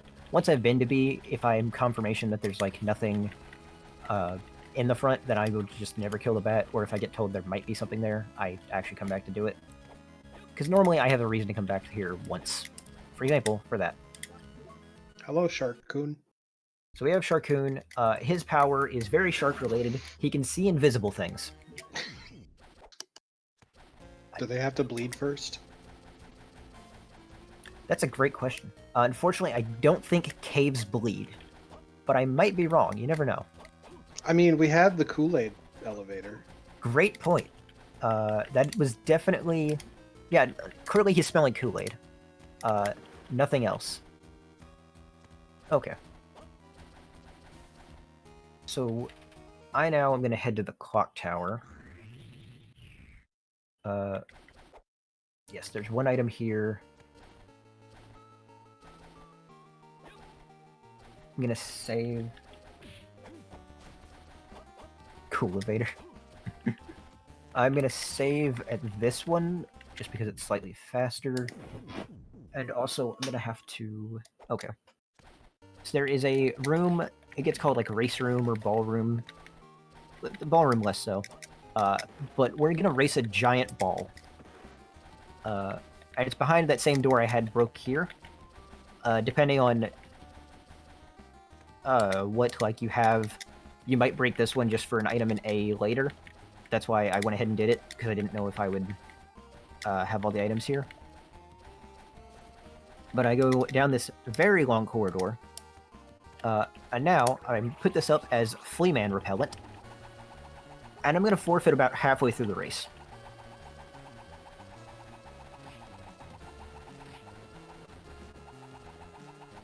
No, it's actually here, isn't it? No, it's further down. Oh no, this one's obvious. There's similar items between A and B here. One is a hidden wall and one is not, but the hidden wall one is where I just tried to slide. But it should be here. Yep, we go here. We pick up this item, and we don't care about the rest of the race. That is the skull key. It doesn't really do anything other than making navigating the castle a little better. It's early on, it can actually have some impact. It leads to... It basically is what connects the middle of the castle to the front.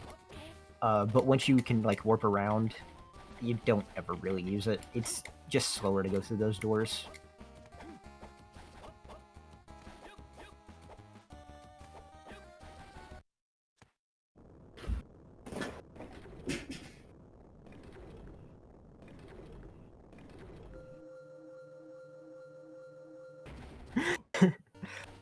You have a point there, Allison. Forfeiting halfway through, it does kind of sound like an average race. So now, 2 items here, which I believe both of these are going to be in the race section. That means we do have to finish the race. You know, in the FFR community, we do have the Center for Competitive Forfeiting. Come on, I want to do a whip launch. I've definitely lost time on that whip launch now, but I wanted to show it off. Yeah, there's... If you get, like, good at consistently executing whip launch, you can have places like that where you can save a actual, like, good amount of time just because you get a little bit more speed off it than any other movement. I am not great at whip launching. So here, I'm going to put up... so I told you before, I put up Fleaman Repellent. This is now Arabaki Repellent. It may look very similar. There are some nuances to it. Mostly just that there's Arabakis now. But yeah, so right there is an invisible wall I can slide through, but there's actually rewards at the end of this race, unlike the first one, or unlike the one I was doing in B.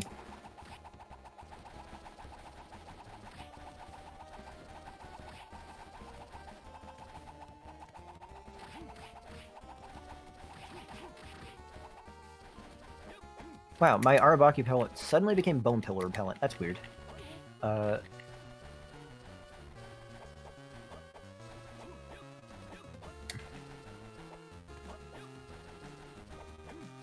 This is quite the race. We don't even know where the ball's at. We did it. It was a very close race.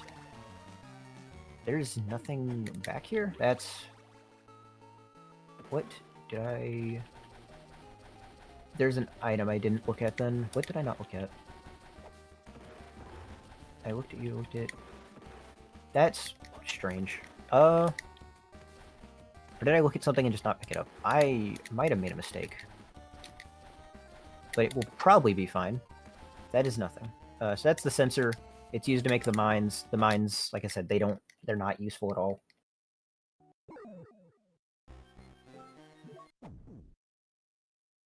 You're right.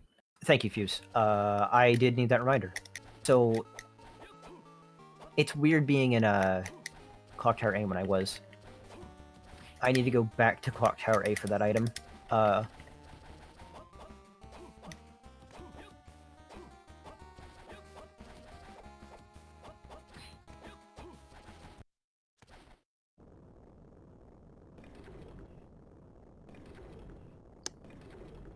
There's that. What am I need to start checking Crush Stone things when I get the chance. I know there's something at the bottom of entrance A.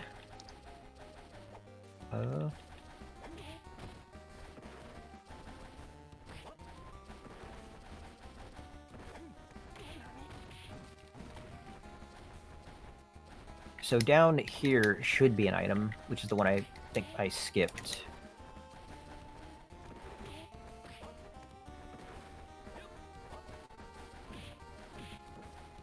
There we go. Oh, it's just a raindrop. That is another bomb type that we really just don't ever need. But that is every bomb type we found. Though I'm pretty sure I'm here to find every care bond, not all the bombs.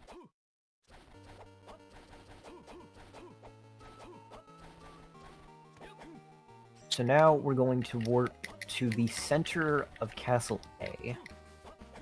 And we're going to go into Luminous Cavern A. It's not going to be that much there, but we're going to open up the warp. Unfortunately, Luminous Cavern A is just locked behind more movement that we don't have, or most of it is, and it's also locked behind the last key we haven't found.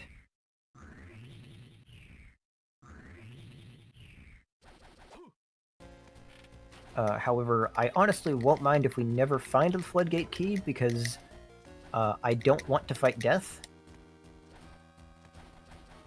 He's not necessarily a hard fight, he's just kind of tedious. And he can be very uncooperative if he feels like it. I suspect he frequently feels like it. Yeah, he tends to have a major item.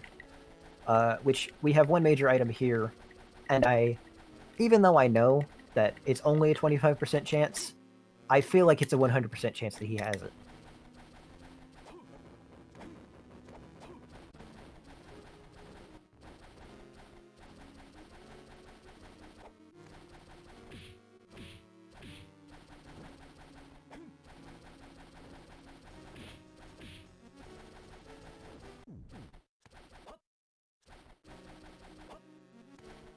Actually, I have the platinum tip. I'm never, even if I don't find Flight, I'm not going to kill Talus for the levels. So I need to switch over to the Crushing Stone. And then I charge, and I break this wall. There's nothing here. Okay, so I have this room open at least. There's one more item in here. I'm going to try to put this item off. That's Clock Tower A. This is... No, I went to 1 too far. Okay. Middle, cavern, clock tower, entrance. It can be annoying to keep track of, like, the order of these. If you play the Harmony Rando, and also is an option in Combo Rando, where you shuffle the castle, where each region of a castle is shuffled, it can be wild and hard to keep track of. But if you do it, you actually get a helper that will tell you every time you enter an area what the area is. And it happens to help for warps just because you get told every time you warp.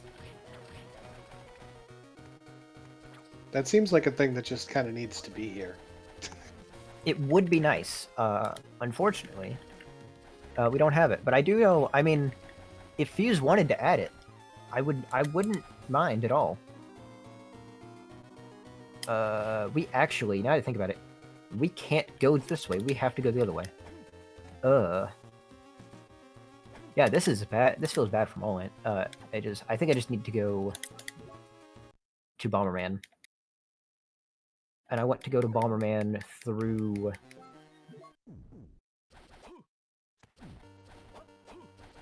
Actually, no, this is the perfect save point for how I want to get to Bomberman. I probably could have gotten there faster. Not going to Pretty Base. This game is not giving me good decisions to make. I am gonna go to Bomberman, check a couple one-ofs, and then I'm gonna head into one of the dungeons without the ability to complete it. But I think I can actually get around what's keeping me from completing it. However, while I'm here, I'm going to fight a boss that will open an item later. Go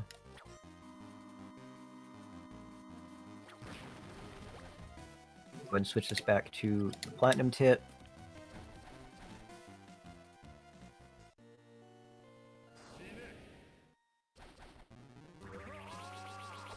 And also, there is one other item I need to get in this area before I leave.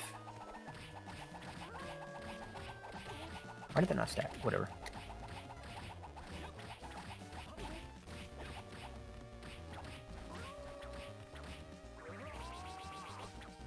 That did not go well. Can't win them all.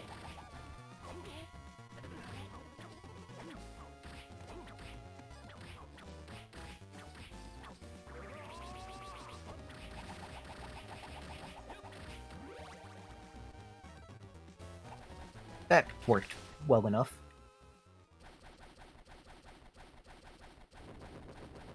I mean, I'm shocked the RNG system knows. I mean, this one wasn't even generated on a marathon day.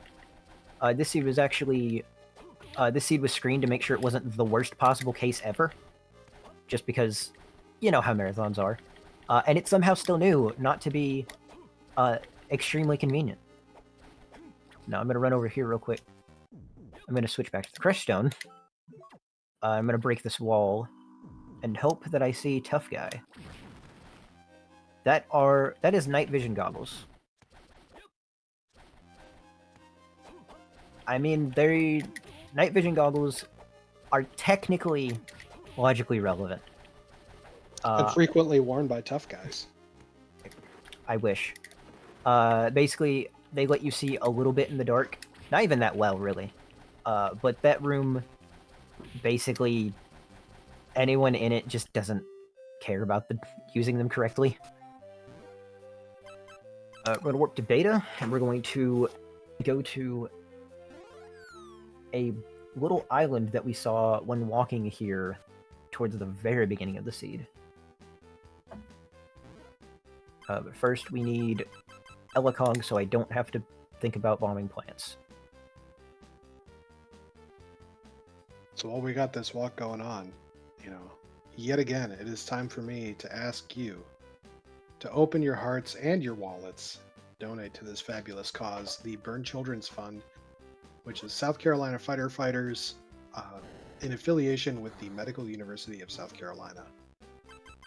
It is a fabulous cause as we help kids heal from burn injuries as well, you know, from the body as well as the mind. The Burn Children's Fund runs Camp Can Do, which is a summer camp just for the pediatric burn patients, and it's like $600 a kid to have this camp. And so everything that we're doing here is helping the South Carolina fighter fighters get more kids into the camp and deal with more treatment issues, getting relevant medical equipment and everything. So, you know, it's a fabulous cause. Hope you're able to contribute. Obviously, don't do it if it's not within your means, but if you can, think of the kids, yo.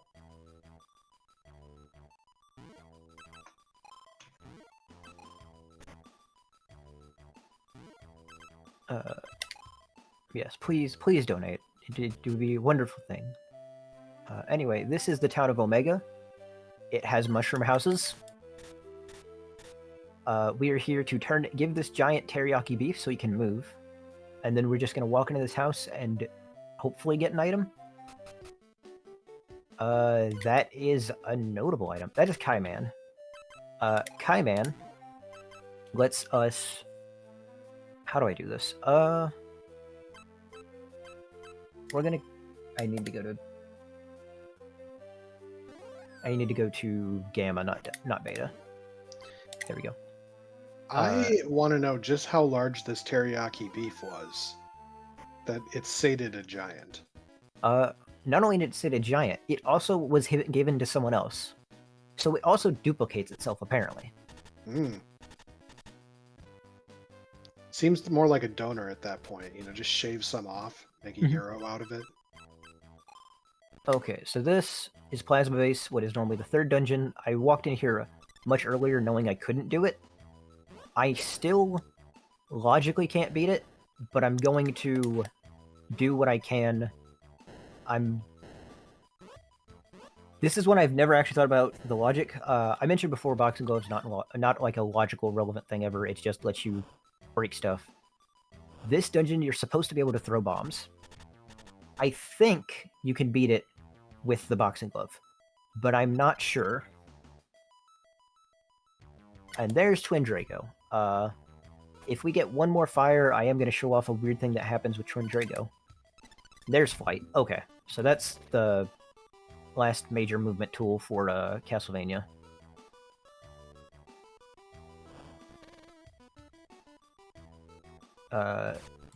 That was one of the dark rooms that we're supposed to use Dorako in. I know it well enough to not need to. There's actually...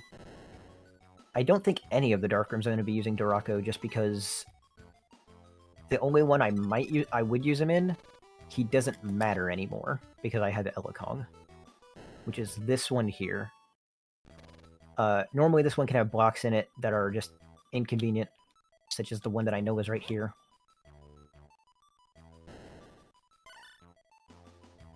There we go. Door's open now. That's too far right. They're normally like blocks that you have to blow open that are inconvenient, but if you have Elikong, you can just know the layout of the room. You just might have to occasionally blow up the block at the top right corner. Just because that block has a switch under it that actually opens the door. There is another bomb. That is... Wow. So we have capped on the number of bombs. We are actually 2 less than the number of fire we can have. And we have not found a single heart increase.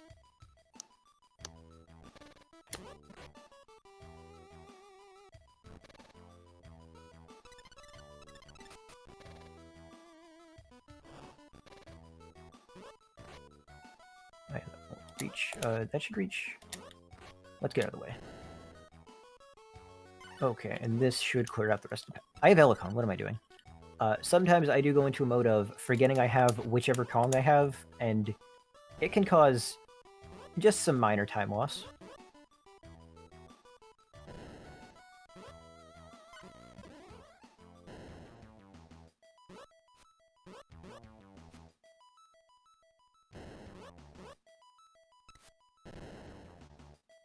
Also, these guys pick up your bombs, making them kind of annoying to deal with.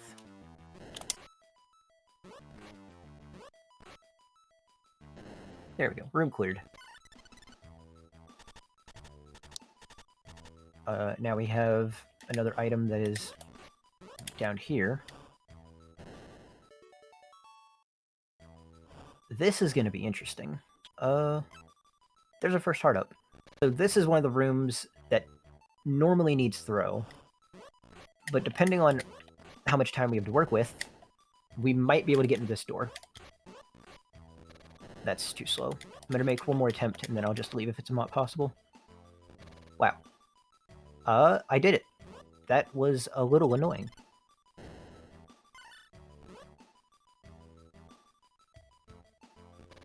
I'm honestly impressed.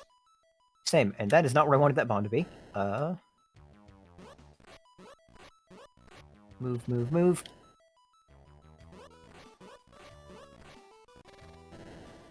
Nice. Yeah, that is a trick I have not done before. It is almost never relevant, so of course it's relevant for a marathon scene.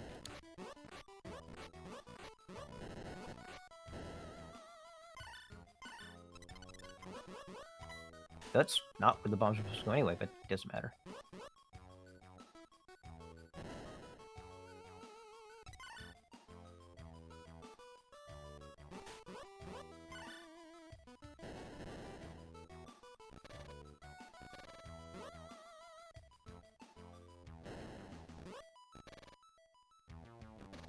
Okay, this dark room...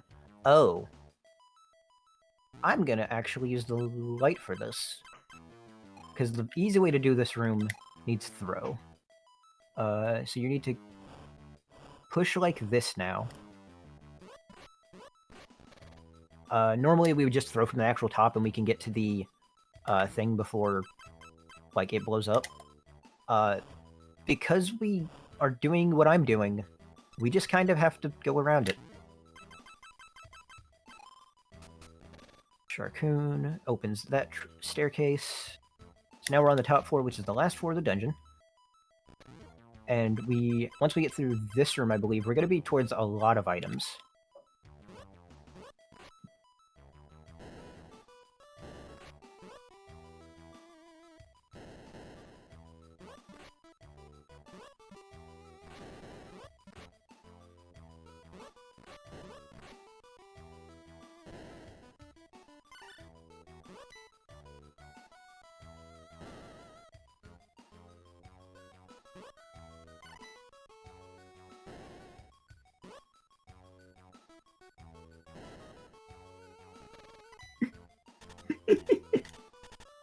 Making up new strats and having people's fight.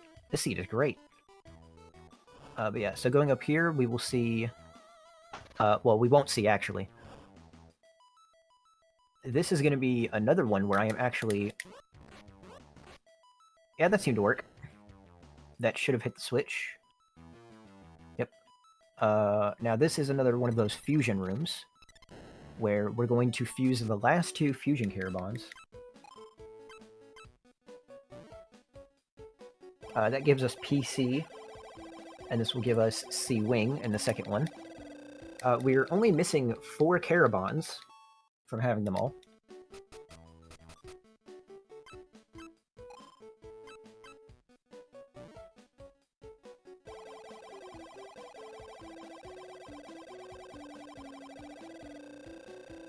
It's very strange seeing Unagi as a name and just being like, man, now I gotta go get sushi sometime soon. Cool, that worked. And that should work. I think I can do everything in this dungeon, which is going to be weird. That puts us at 9 fire. We're going to see if we get a 10th, and if we don't by the end of the seed, I'll still show off an interesting little interaction that happens. I also can... Not you. I made a grave mistake. We're going to do this from the intended spot. I might need to use light in this room. That, I think, is where it's supposed to be. Yeah, cool. There's a switch that opens the door I just went through. You basically throw from that bottom spot. There's a lot of places where I'm unsure if this... Not what I meant to do. I just need to hit the switch. Yeah, then I should be able to do this.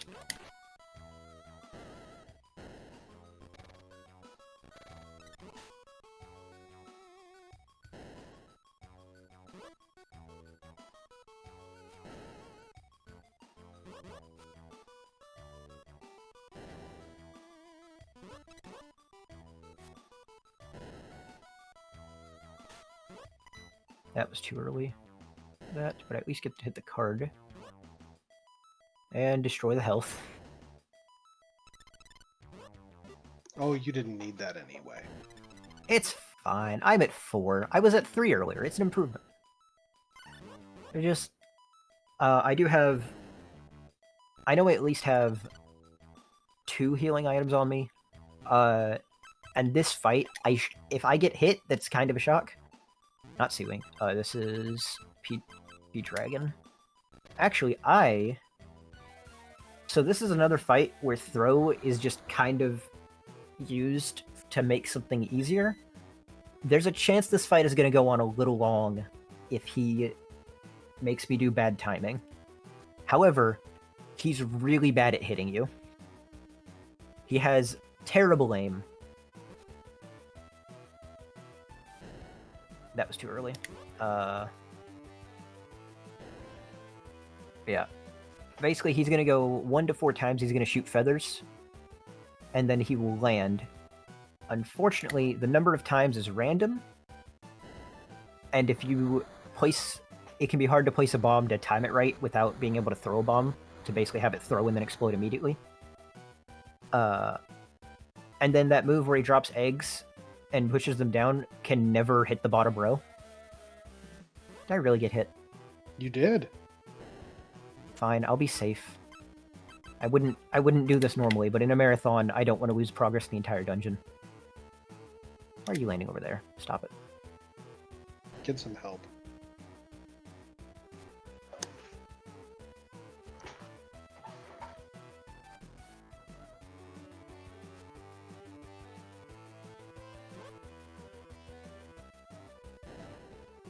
Yeah, I believe it is 4 hits in order to beat him.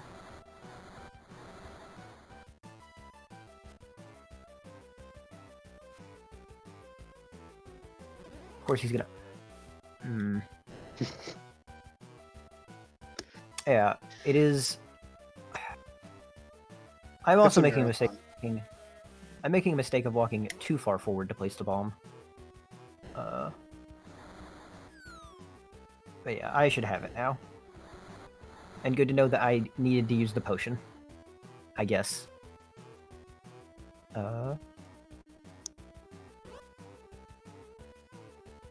There we go. Oh, no, it's 5 hits. Okay. Like I said, I've never counted this boss because normally it's pretty brainless. Would you like to land?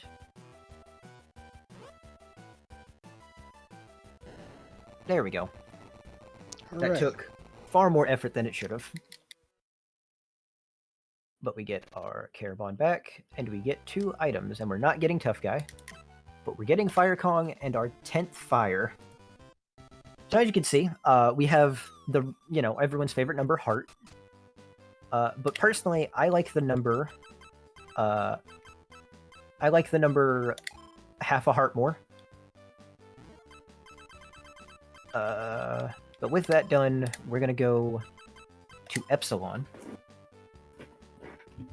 And beating Plasma Base is the only dungeon that has items tied to after beating it. If we get... there's P-Beast.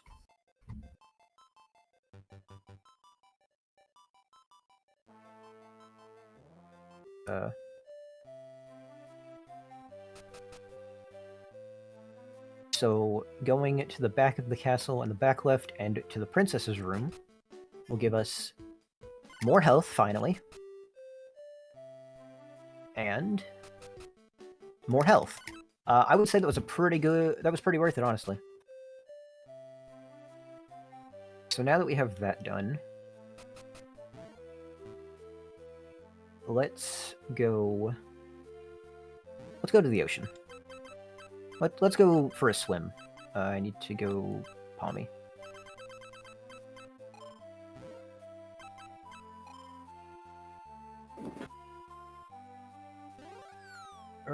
I guess right before we swim, we should be at least a little nice and turn in the disinfectant. Or I did already turn in the disinfectant, but at least go to where we turned in the disinfectant. And I mentioned before seeing invisible things. Well, here's an invisible cave. If you don't have Sharkoon on, it's just not there.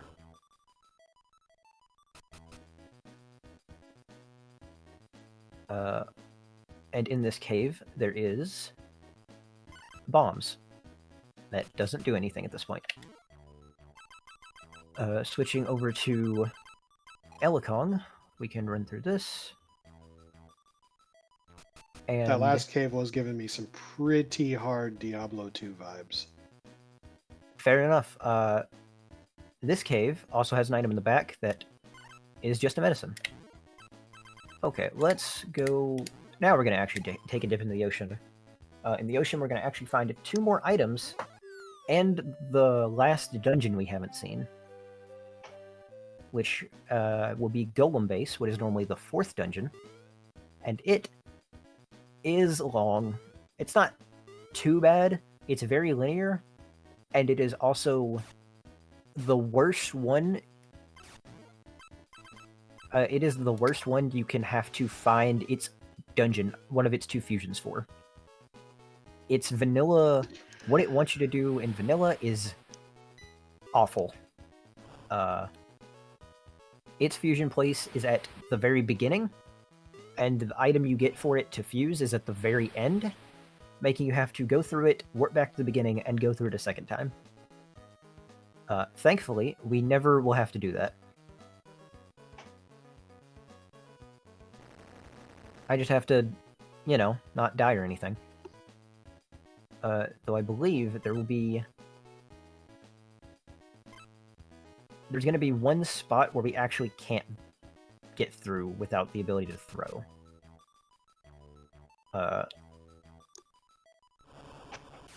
Though we will probably find Tough Guy by that point.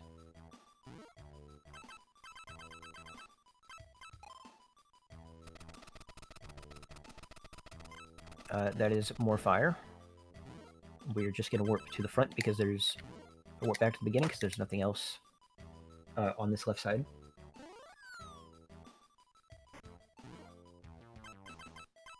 Let's go Fire Kong. So Fire Kong, which we recently got, is Remote Bomb. When did I change myself to RC? Whoops. As you can tell, remote bomb is nice.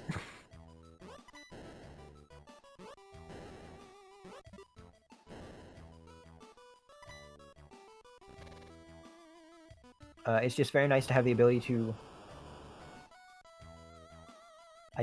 I'm not killing death because I can't.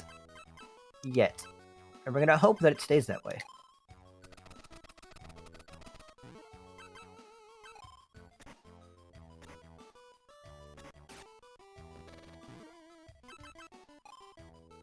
You know what else this game could use? A quick swap. Yes, we actually do have... Fuse has said that he's working on that. So that is in the works. In case that is like a big deterrent for playing it, we're getting it soon, TM.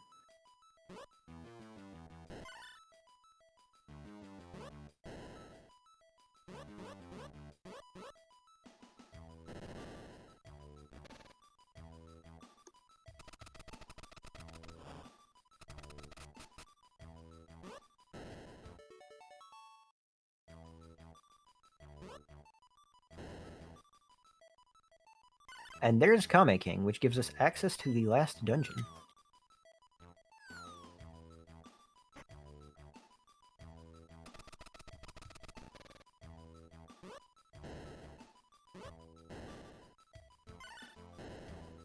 These hands are actually one of the worst enemies in the game. And I am so glad I have remote bombs by the time I found them. These guys can detonate and throw your bombs. Kind of like that one almost did. And when they detonate them, they are immune to them. So they can be very annoying to try to, like, get lined up with the bomb without being able to, you know, just detonate it and ruin it. I probably should have switched to Elikong at this point, but it's fine. There is an ice book, which I will never use.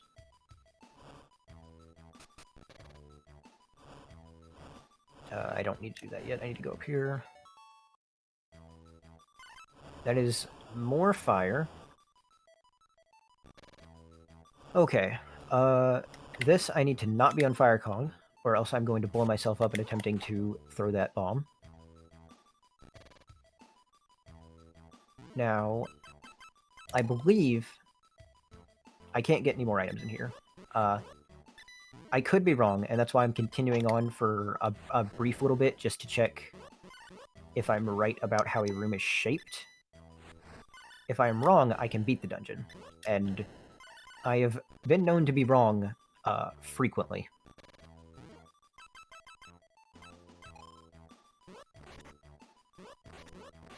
It's gonna require me throwing a lot of bombs, or fine, I'll do the intended way.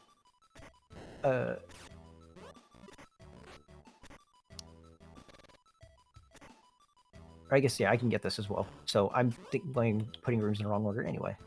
So we blow this up. I'm just going to take a few hits. It is fine. Don't worry about it.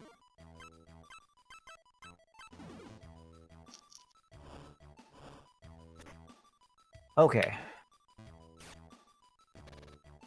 Yes, this is possible. Okay. This is going to be...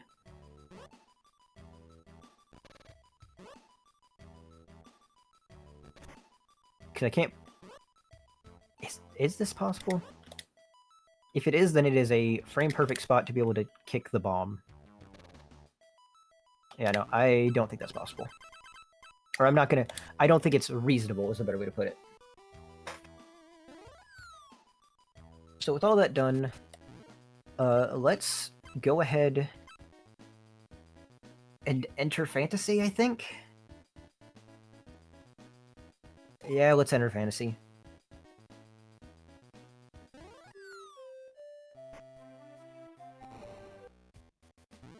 We'll go ahead and set myself on... It doesn't matter. Set myself on Elikong, so I can walk through. We're also going to buy an egg on the way through. For this trying time? Yes, exactly. I'm actually going to buy an egg and a large potion.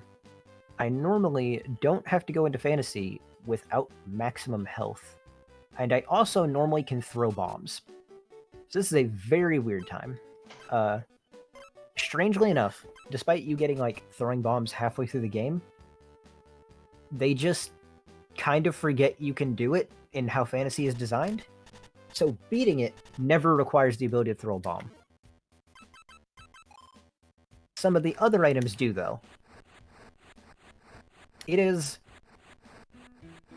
interesting dungeon design, to say the least. Yeah, as we can see, we're using Uni to dig up dirt, just to uncover these little spots. And then we're putting in the metals that we found throughout the game much earlier.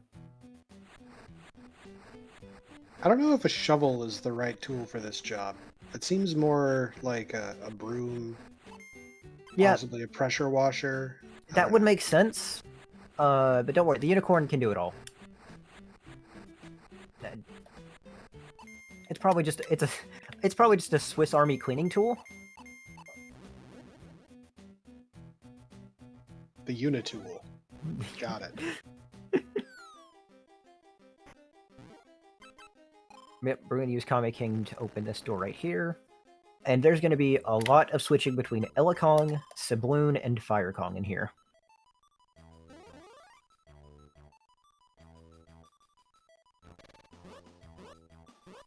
And I'm going to try to do that. Taking damage to the first room is not a good sign. We're going to... Oh yeah, I also haven't found any armor upgrades.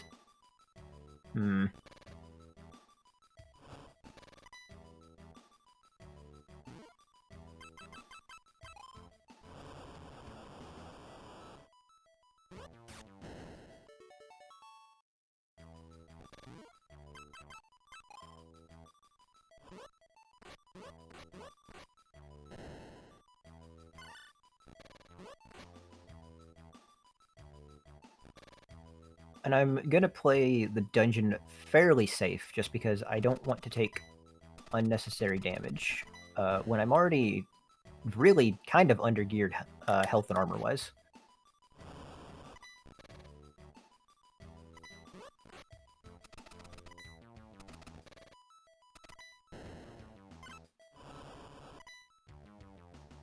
I didn't know a small medicine could be in a check.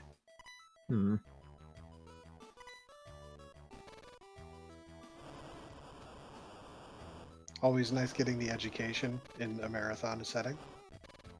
This has been a very educating seed with how strange things have been.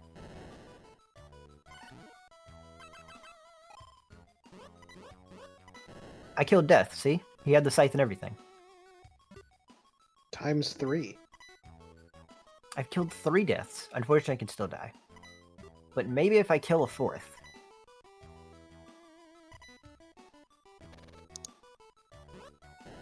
Okay, this is a room that needs Sibloon. Not the animal.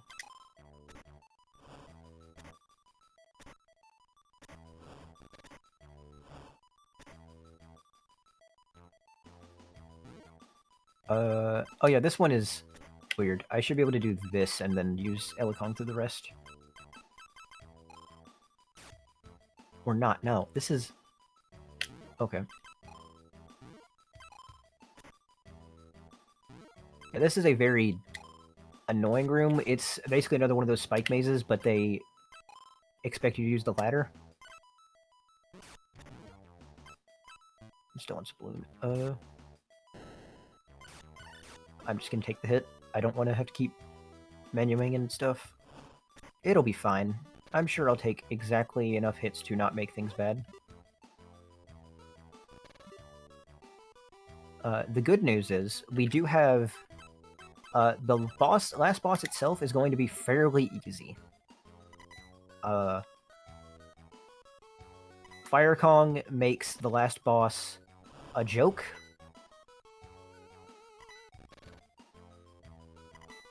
Or at least, if I don't mess it up, it won't be a joke.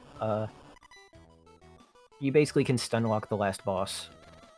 Or, well, the last boss, Bomberman, of course. I wish I could stunlock Dracula. That'd be fun. I have made a grave mistake. So we did get a $40 donation from Dark Moon. saying, get those children more camps. All the camps.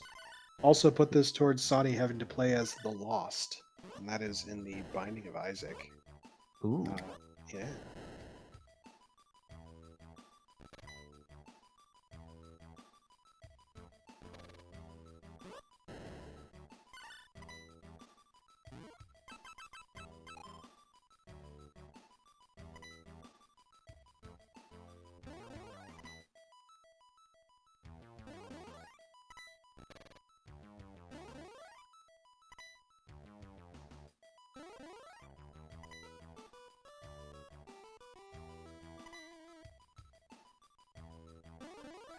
Wow, that seems like an incredibly annoying teleporter room.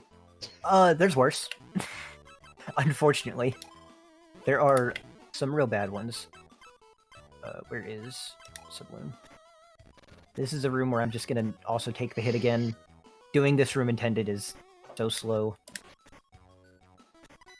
Want them to shoot first.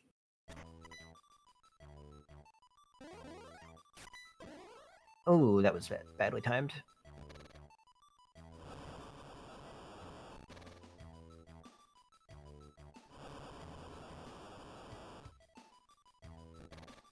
I'm gonna hope that we find a large medicine or a heart in a chest here soon. Armor is also appreciated.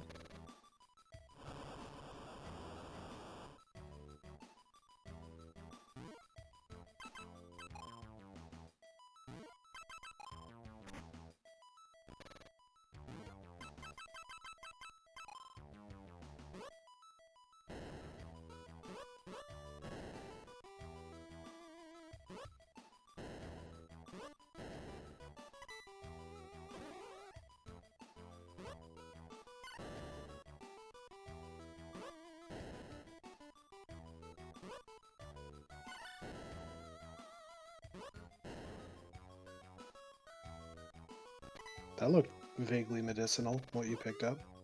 Just a little. That's bad. That robot having a free path to me was something I was hoping to not see. Of course I deleted the health.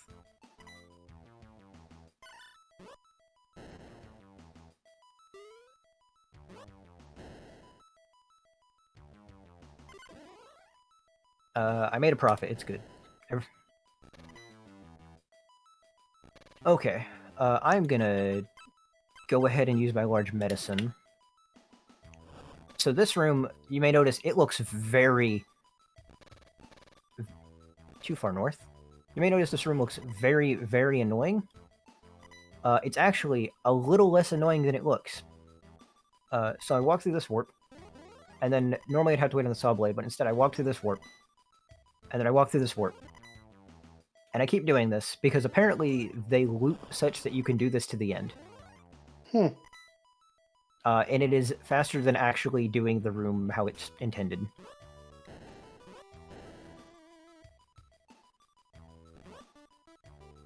Of course health drops now that I've decided to heal myself. This room... I wonder, actually. Does this work well? Yes, that gets there. This room isn't that bad with Illikong. I mean, it's still... A lot of these rooms in Fantasy for items just aren't great rooms. But thankfully, with Illikong, this room isn't that bad. This room is gonna be... I can't do Illikong because I need to kick these.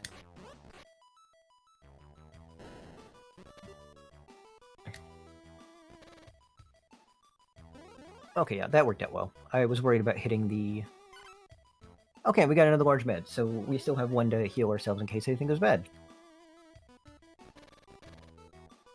I am kind of surprised I have not seen a Vlad relic in here. I should switch to Fire Kong.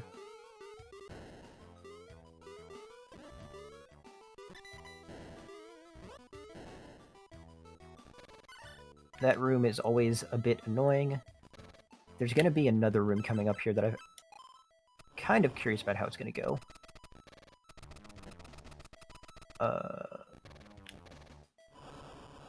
We'll not take a hit in this room. We have enough time to run up and down. So this room, normally you can just throw bombs in some nice spots. Unfortunately, this one in the back isn't going to be as friendly.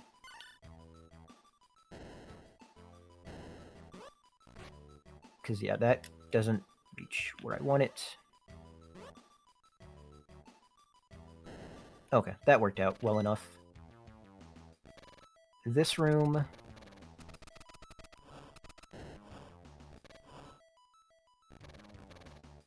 we go to the right first. Ew. I'm gonna have to take a hit to get through this room.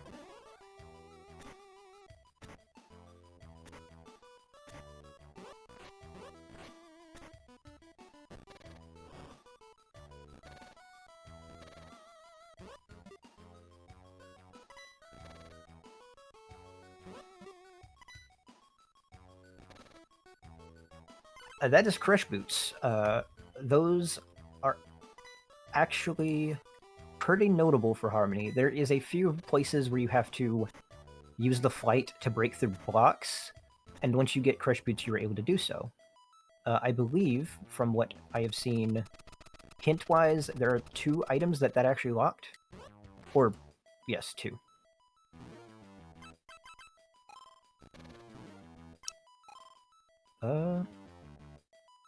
Okay, good. You lower the spikes.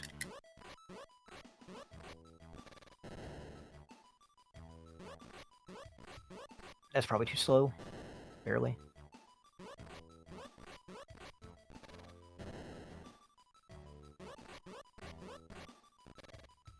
Got it.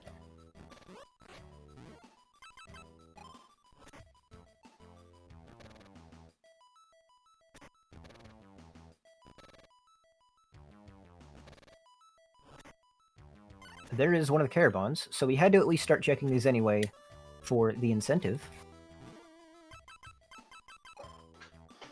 How many more Carabons do you need? 1. It's the ability to throw. That's bad. Okay. Crisis averted.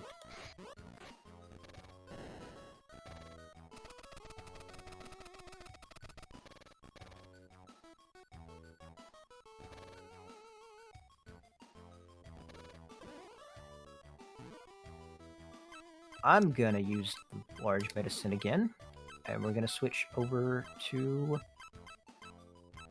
Fire Kong.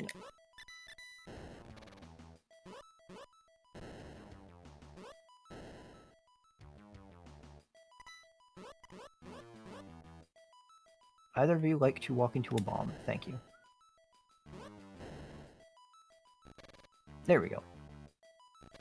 This room is a little awkward. I should just be able to hit these. And then these are to remove the spikes on the way to the switch to open the door out. There's a Vlad relic. There's always something in this chest in the back. You never get to you never get the opportunity to go mode fantasy for some reason. Okay, so now we're gonna have our fight against Max, and then against... Huh. This is gonna go worse than I thought. I am now realizing that the method I use to lock the last boss kind of requires throw to work. But I can at least bully Max. Max is an easy fight.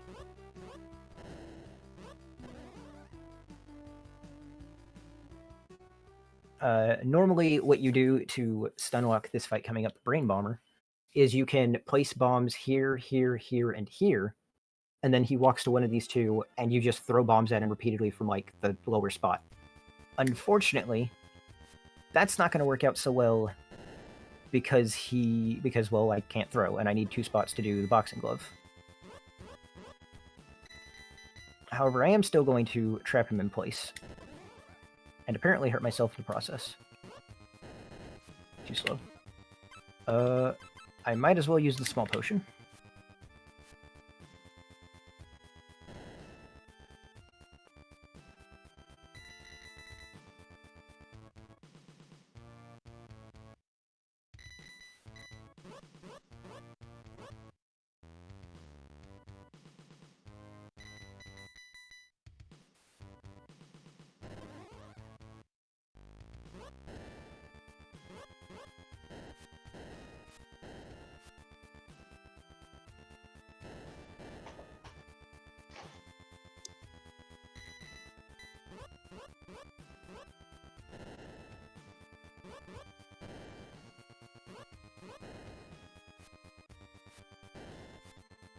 Hey, did you notice in that last cycle you didn't bomb yourself?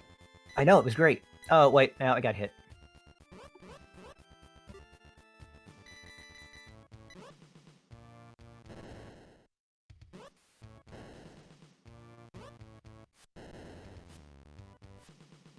This is going to be a little close. I just need to dodge the lightning.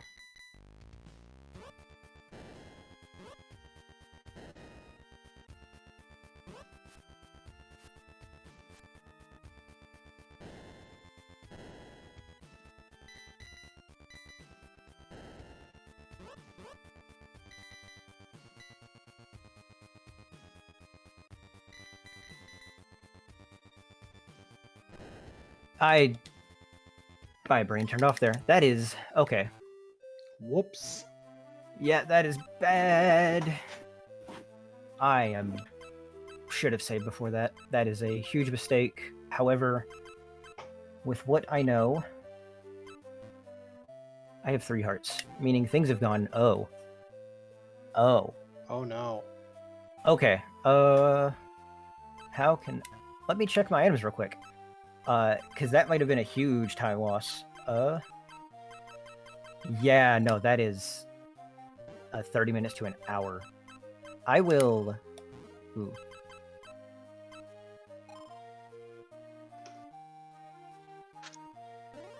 Huh. I will try to... that's gonna make this run definitely, like, have to get killed. However, I will do what I can to check what we haven't seen. Because there are some checks I have not seen, and we'll obviously, play it out until the end time. Maybe I can make up some time here and there. And the first thing I'm going to do is check that egg once I buy it again.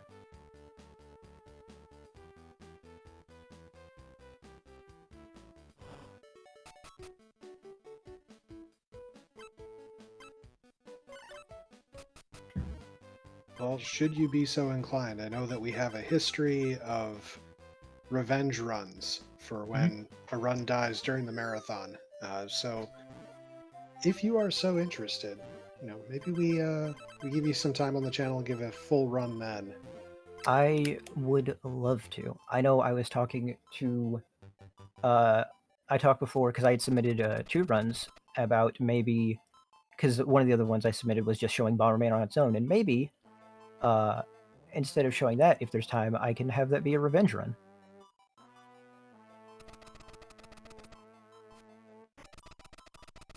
And hopefully that will be a seed where I don't struggle to find a throw.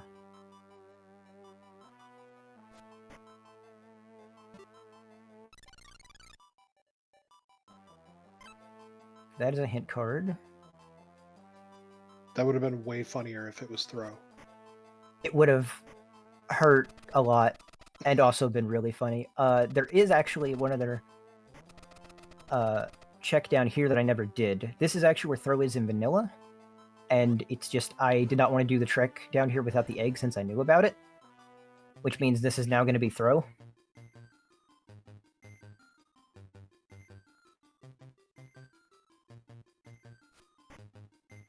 It's always super hilarious when the game puts something like that in a vanilla location that sucks to get to. Yeah. No, it's just a firebook. It's fine. Yeah.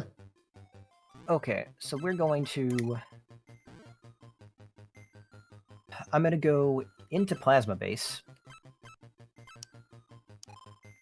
and pick up that flight that I got. Unfortunately, I do not remember where Kaiman was. If I remembered where Kaiman was, I would grab that and beat Pretty Base, since that was some stuff we hadn't seen.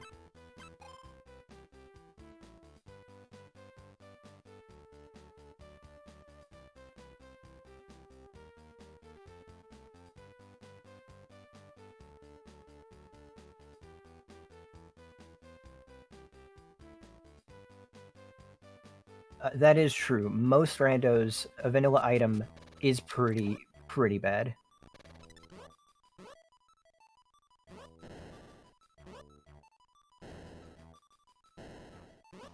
I mean, in this, one of the actually the worst spot you can ever have a Vlad be is pretty much always just in fantasy, where they almost always are.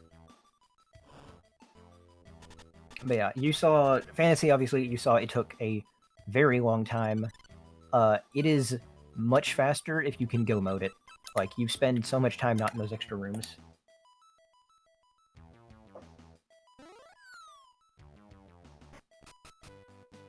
Okay, so I don't have Crush Boots, which means let's go to the castle, and I want to enter the vanilla entrance of all things.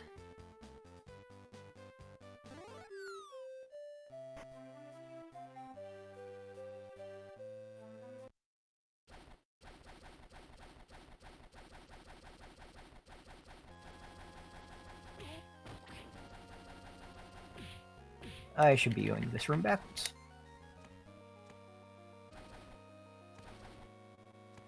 So now that we have flight, we get to do a very simple movement where we just ascend. This should be... that's where one of the armors was. Okay.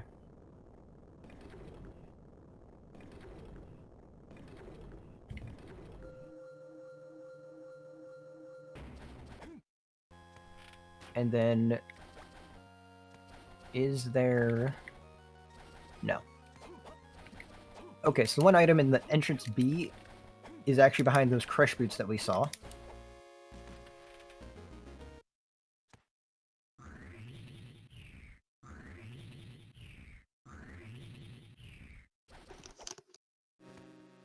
Nope, I need to go one more. Now we're gonna go to the top floor of the castle.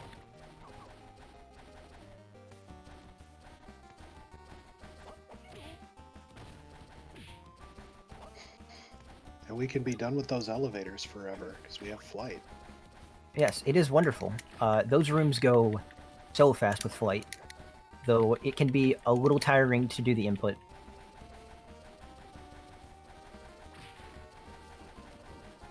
Unfortunately, this is before they figured out the best way to do that input is just make it a button, rather than, like Symphony, it is down, up, and then jump.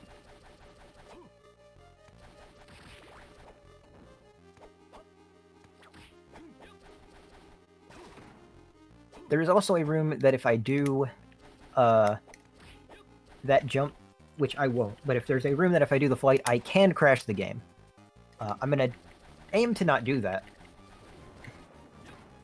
However, I don't think it will be relevant, since with how much progress has already been lost, it's not like I could lose that much more.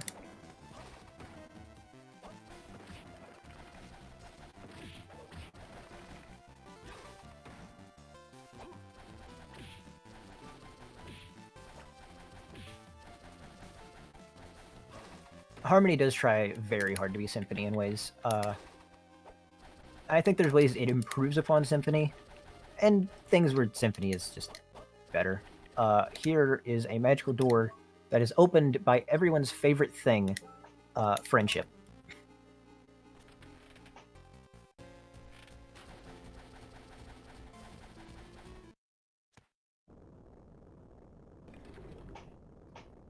I mean, this doesn't look like a dining hall, though.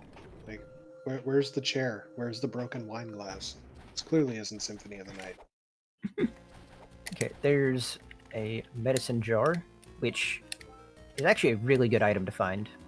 Medicine jars are a usable item that makes you invincible. And they pretty much are used on the first phase of the last boss, just because it's so much easier to not have to worry about what the boss is doing. Okay, so that's... okay. The last item in this area is either where the shadow fight was, or it's in the dark room.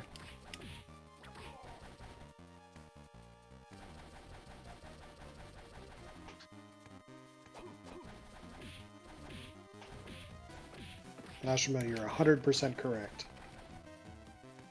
This has been a questionable amount of bad RNG. I'm looking forward to that in the race tonight. I am looking forward to it as well. I'm hoping to catch as much of the marathon as I am able to. And I hope we are able to raise so much money for the kids.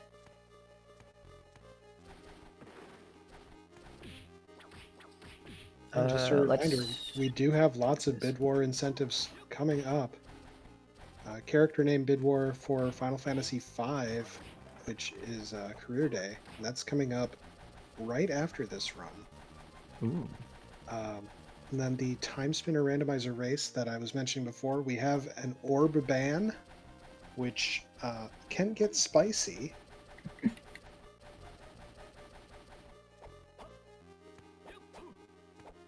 Binding of Isaac, again, we have the Choose a Character incentive, and Simon's Quest, the bid war for the character sprite, and Standard versus Town Rando.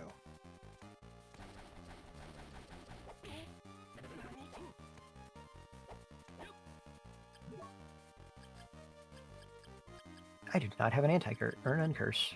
Wow.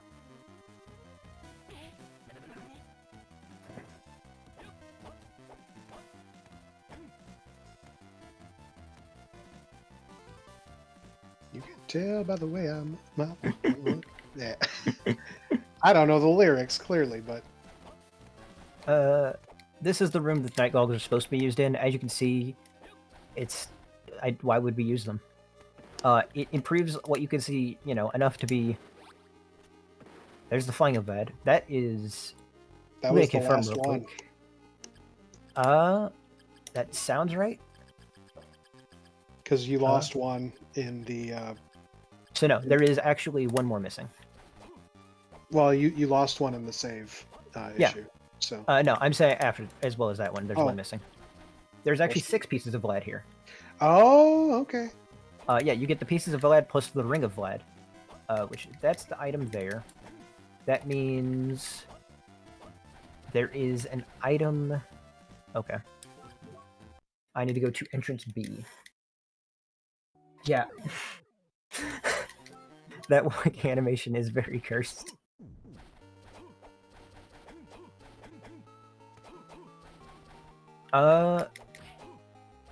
You were right, Fuse. I have not been to Aqua A, and I could have gone there from where I just was, but I'm actually going to check the shrine item and then get to Aqua A from Cavern A, just to try to get closer to...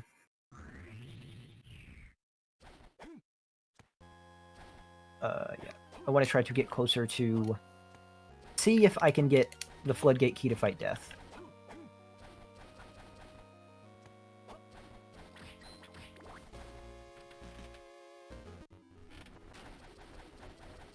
And as you can see, I touched that one skeleton and I've lost most of my life. That's just kind of how the front of the castle works in B.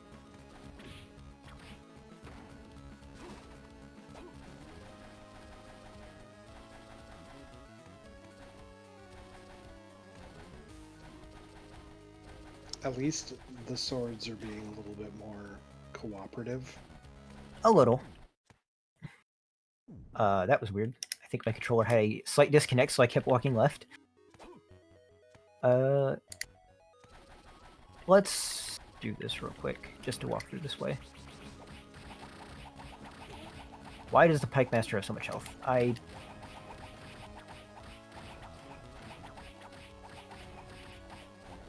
I have made a mistake by trying to walk through this door. I thought he was weaker. Yeah, they just put an enemy that has, like, more health than most bosses here for some reason. That sounds kind of like the Halo 1 pistol, where it's just like, ah, you know, I'm going to just add a 0 for this.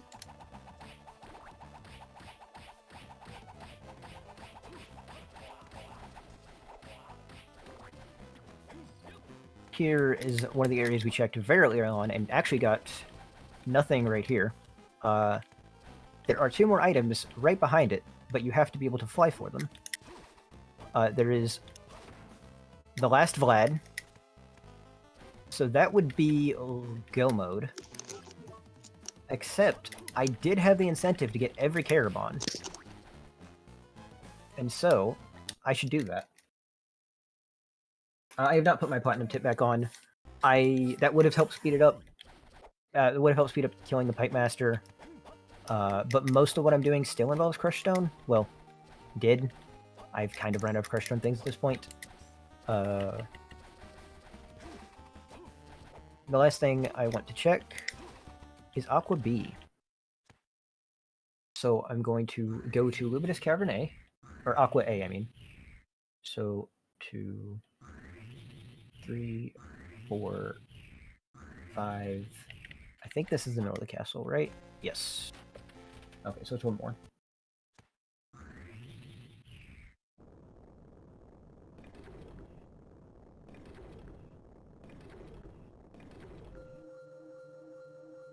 You're right, Fuse. This may actually be workable with an estimate, if I remember where everything was.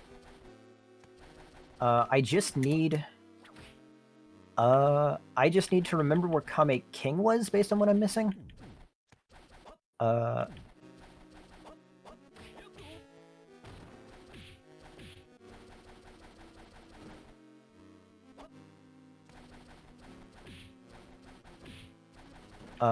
That also means, though, I'm going to have to do fantasy with basically no health, since most of my health came from the things that I lost in the death. So this is Aqueducts A. Last time we were in the Aqueducts, it was B. There's nothing here. There's 2 items in this one, which is actually the most amount of items that can be here. So we're going to switch this over to the Platinum Tip.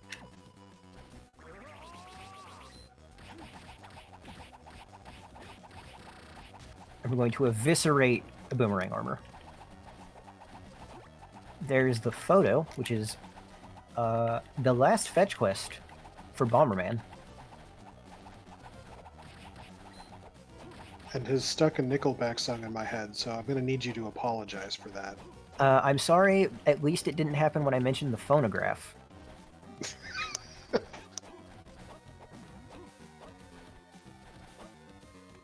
And then the other item is right here, and I'm pretty sure this is Tough Guy, or the photo is going to give us Tough Guy. There he is. Wow. I could have had that earlier, but I chose to try to put off Chapelet. Ooh. Okay, so that is every Caravan. Hey Fuse, since you're in chat, do you remember where Kame King is? Because this may be workable.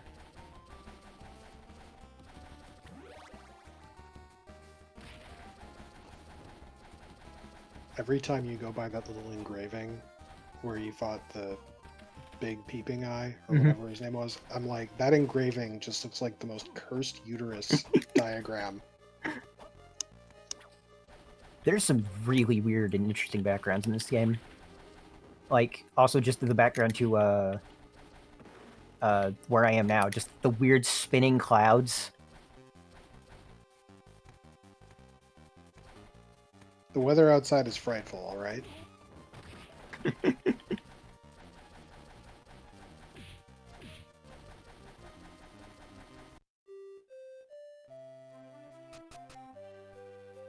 Okay,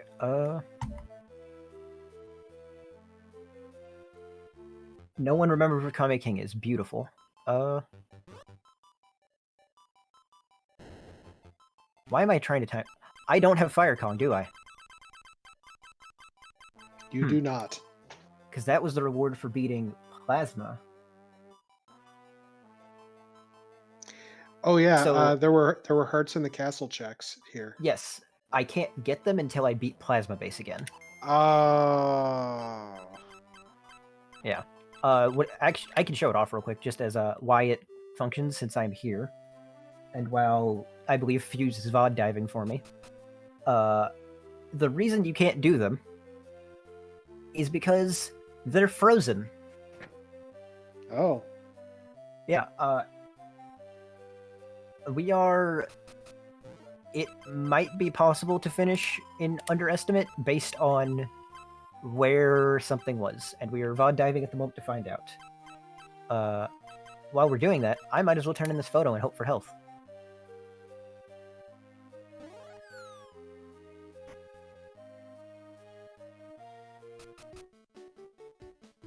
That's, I mean, yes, that does give me health, but not what I meant.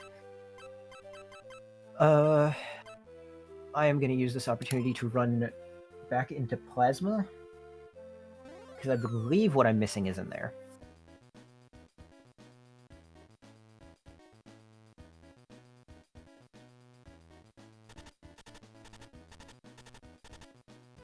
Or at least, worst case, it gives me Fire Kong, and we want me to have Fire Kong at this point for if I try to do, if I even want to attempt to do this underestimate.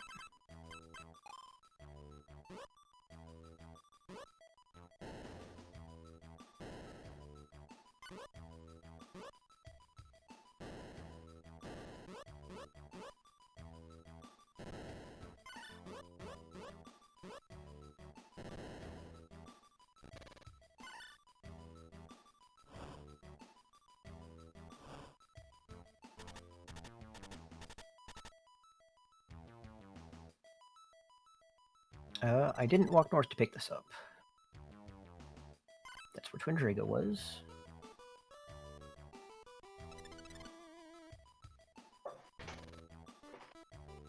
I guess one thing I am also thankfully able to show at the moment is I can show off how this dungeon, is supposed to be when I'm not trying to completely break the logic with the boxing glove.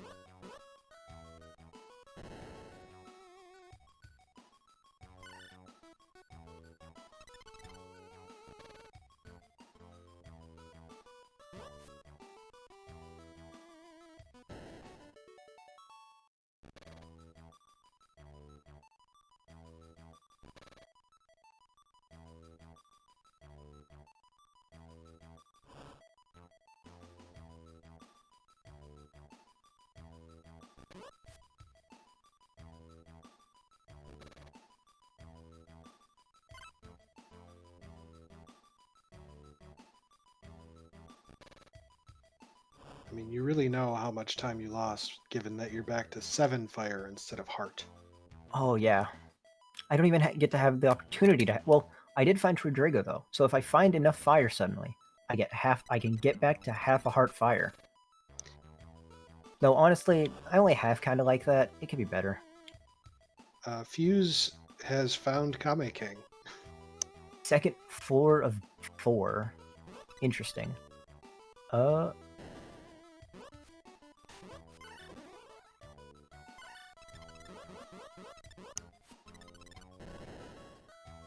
Everything is fine.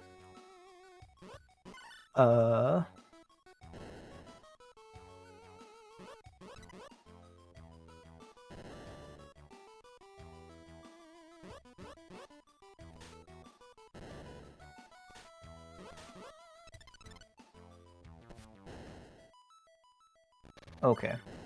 So if it's on second floor 4, I need Kaiman then. Oh.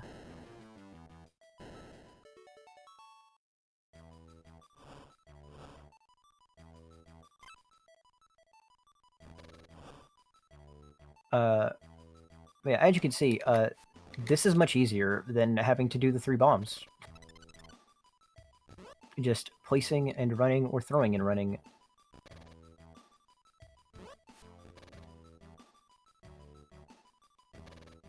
I also get to do this room much easier, and by that I mean I get to mash A until everything somehow dies.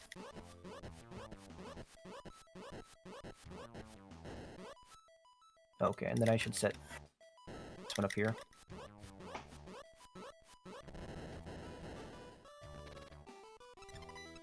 There we go. That there.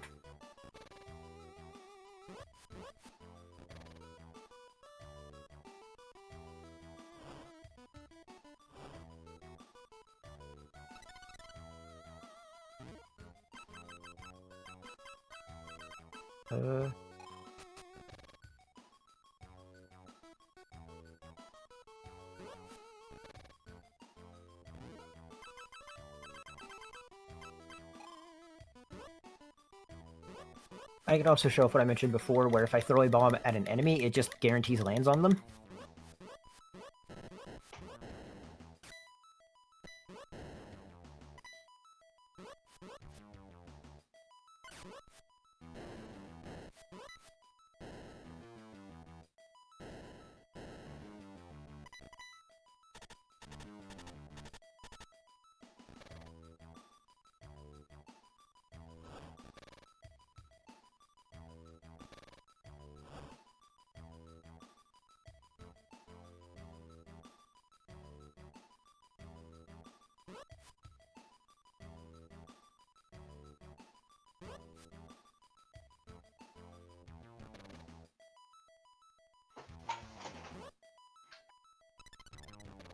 Yes, Dungeon 4 is the Golem base, which is the Magnum-based one.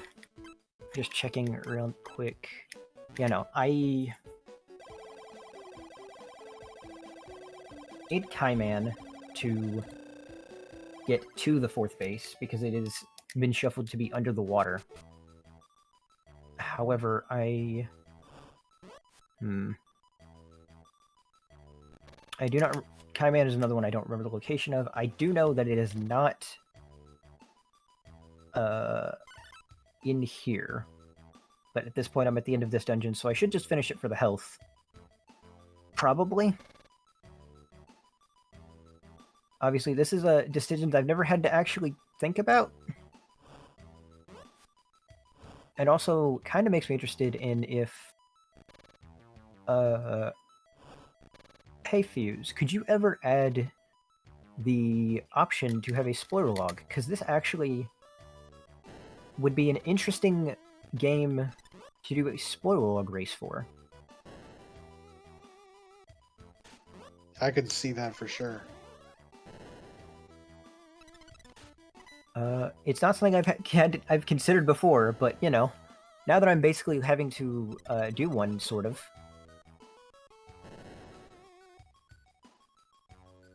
Kaiman was, or another Carabon was it?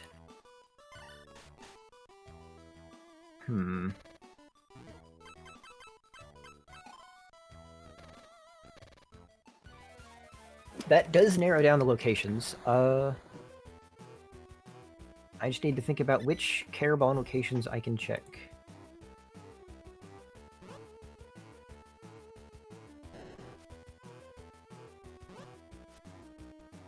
That's not going to blow up in time. I also get my revenge on this boss.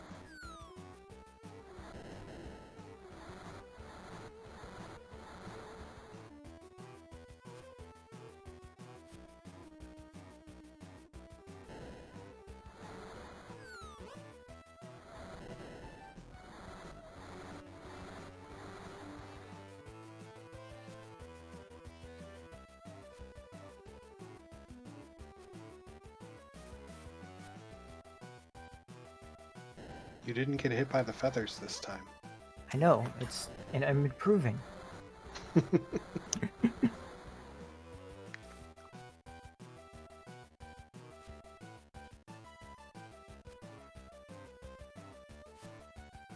And that should finish it. But yeah, that is how the fight is supposed to go, and not whatever I did the first time. And then we get Fire Kong, which we'll definitely be needing in order to attempt to do this in under 330.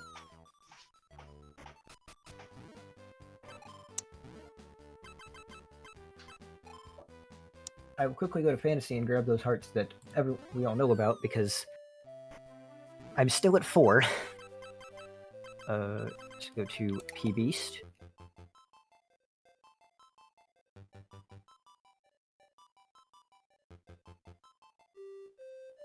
Kaiman at T-Beef. Yep, that makes sense. Okay.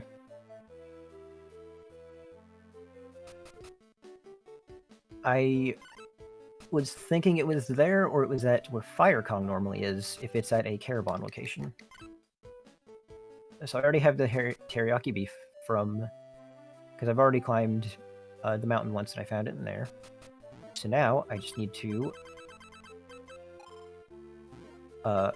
warp to Ida, go grab Kaiman. I will go into the 4th dungeon, grab Kame King, and this might still be possible underestimate. I should be on Elikong.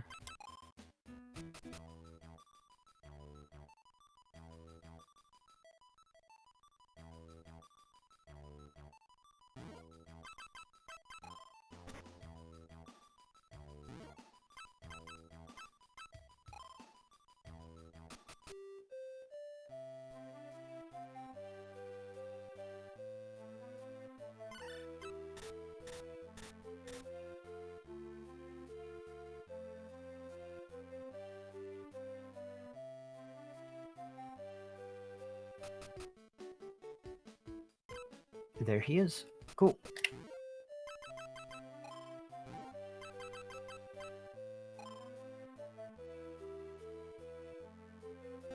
So now I'll go take a quick dip in the ocean. Kaiman is so much lower than I think he is.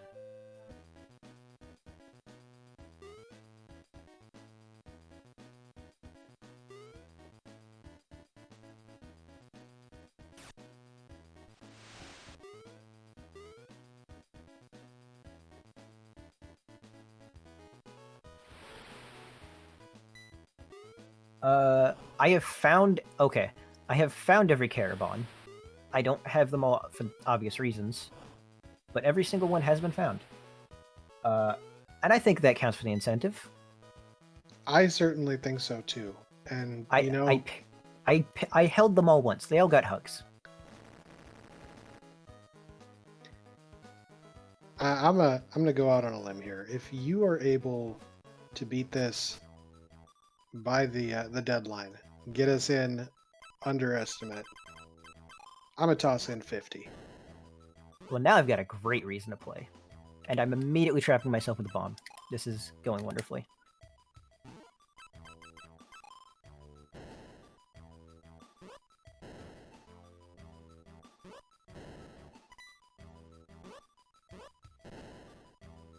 Treat them. Second 4. Yep, I now remember the exact chest Kame King is in, now that I've thought about it. Or now that I remember how it looked when I picked it up. My menus are also going to be a little weird, because I am used to having some Carabons that I don't have now.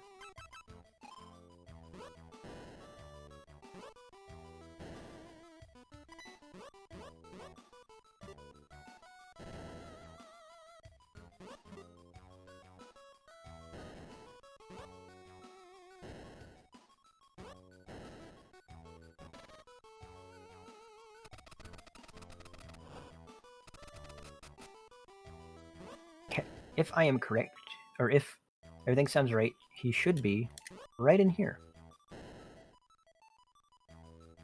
That right there is Kame King. Okay. And now I just need to get the last Vlad, which, as we all know, was exactly where I should have expected it to be in the first place, of the chest in the very back past the boss in Fantasy. Because there is always something in that chest. And then once I get that, I just need to grab that, beat Brain Bomber, who will be significantly easier, and go quickly defeat Maxim Dracula and Dracula Phase 2. So it sounds like I'm going to do this underestimate.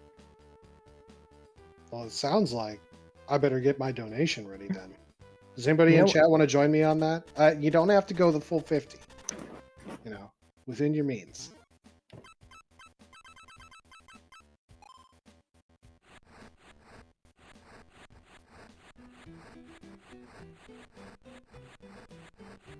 Oh, we got Mashima matching.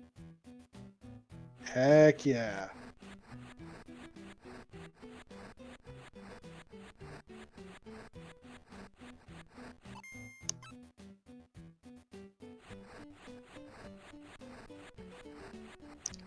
I do think it's funny that you need to clear off like the very edges of these.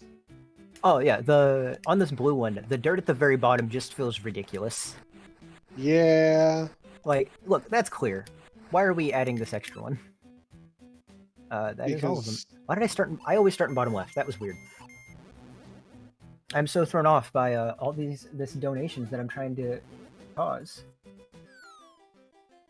So we walk in here with a turtle. And now it's time to menu a lot, but not as much as I did before. It's also going to help that, once again, I have...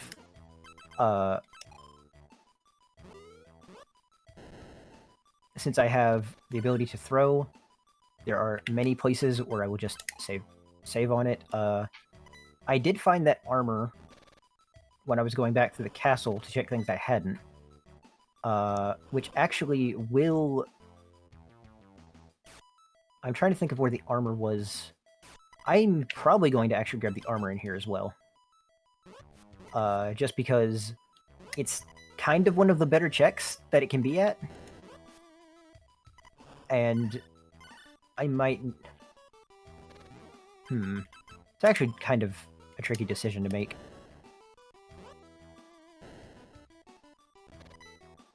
I mean, if enemies drop health for me, I definitely don't need it. I'll probably be fine at 1.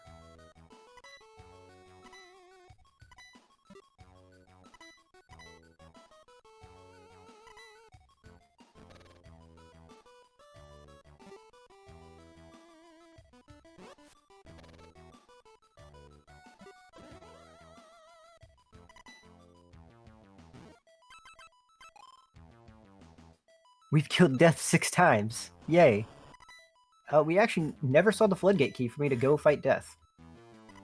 There's a very good chance that was actually just next to Death in the other boss I could have fought there.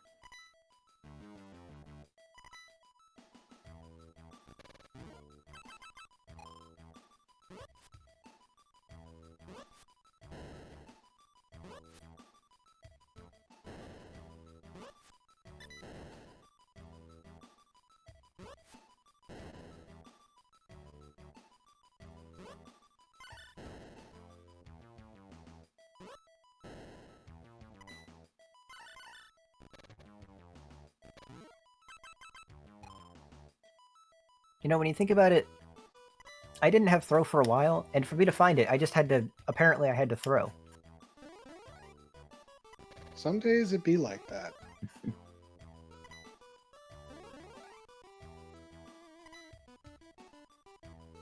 see, Gigbot's also joining in on this donation, if you're able to make it in time. The pressure's on. Once again, I'm still taking hit from this because I will never do this room in the intended way. So I have the option, if I go into that room on the right, to grab the armor, but I don't think I will. I think while the first room I go through is very fast, probably the fastest side room in the entire dungeon, I should not need the armor since I have Fire Kong and the ability to throw, which I will appreciate far more than I ever have before.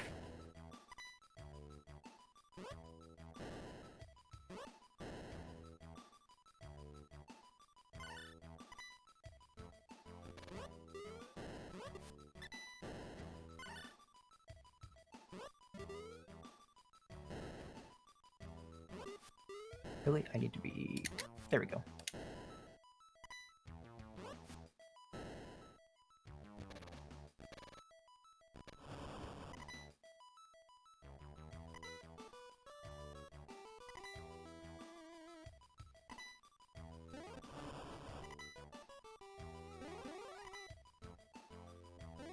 I like this teleporter maze. It makes Oh me yeah, happy. I think it would be the worst room if it worked as it was supposed to. I didn't mean to do that. Okay, maybe this room's not as good. This room gets you very much into the used to doing this input, and if you just turn your brain off for a second, you can do exactly what I just did. Like, Been just there. hit down and up repeatedly. It'll work. You don't do anything else, right? Huh. Neat. I've never seen that before. I didn't know that stopped bullets. I will take the hit. Just because it hits everything so easily.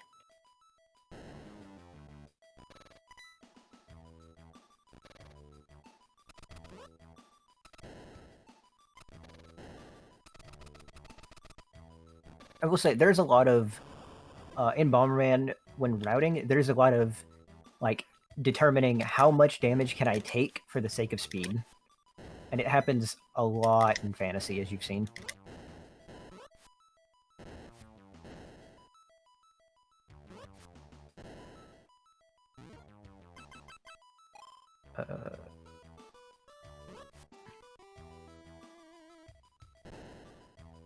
Please stop blowing up, so I can blow you up.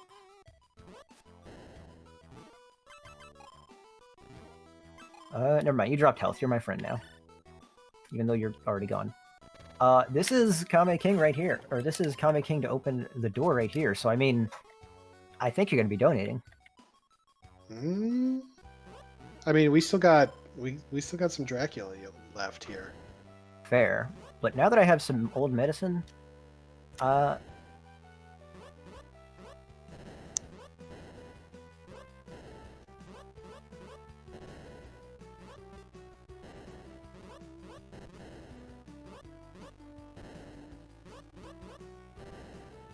max speed, please, cooperative.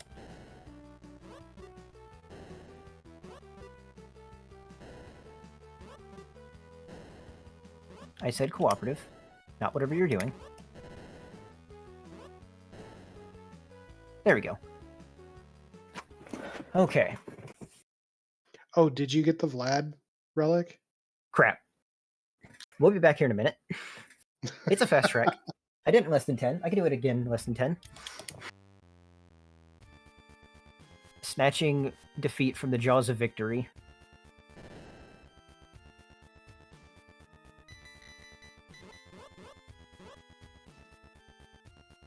I can just hide here because bombs stop electricity, as you all know.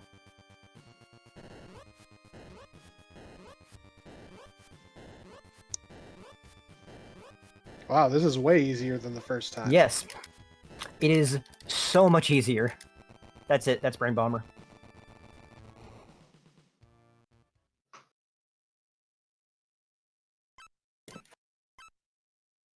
Now, I need to get the Vlad, as I completely forgot, because I keep turning my brain off, apparently. So this will be a quick trip. I mean, we've already seen the dungeon again. I can do it fast. I actually don't know if this resets the dungeon or not. This will be educational. It does. Cool. Yeah, so... what normally happens if you're playing the just Bomberman Rando is you won. You beat the seed. Congrats. You did it, beat Brain Bomber. Here, it warps you to the beginning of Fantasy, just because you've... Like, once you get warped to the beginning of Fantasy, so you can quickly run back to the castle and go beat Dracula. Or, more accurately, what happens most times, I go to beat Fantasy, so you can go get more items because you're still missing a Valida Relic.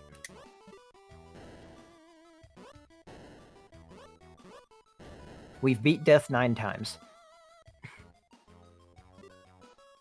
Our record with death right now is 9-1. I'm feeling pretty good. It was a pretty rough one, though. It was a really rough one. Arguably so rough that it's actually like 9-2.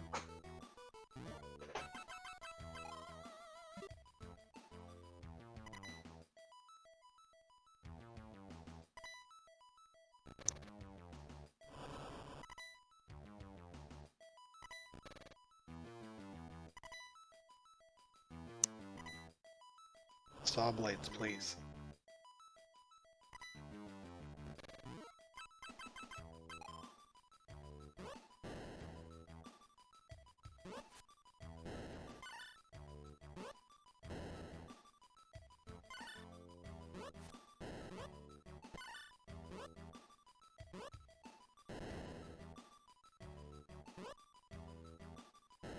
Of course. Why are you behaving so weirdly? Okay. I do like the implication that there was just a guy inside that. Yeah, he was just having a good time. Unfortunately, he was tied to the door, so I just kind of had to, you know, remove him.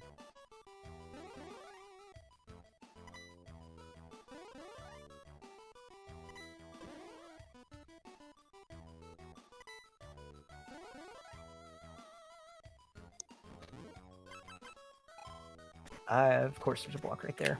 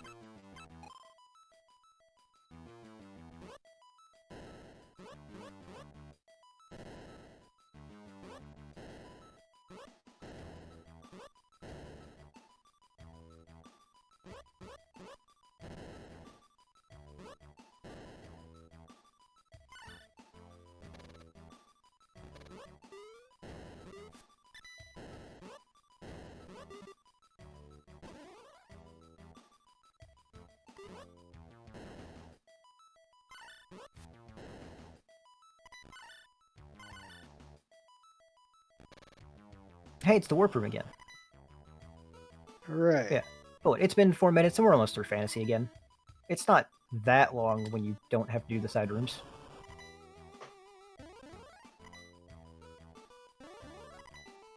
I do kind of wish the Rando had a setting to make it to where you could make nothing be in Fantasy. Just always junk fill it. Okay, this is the room that stays of all of them. Okay.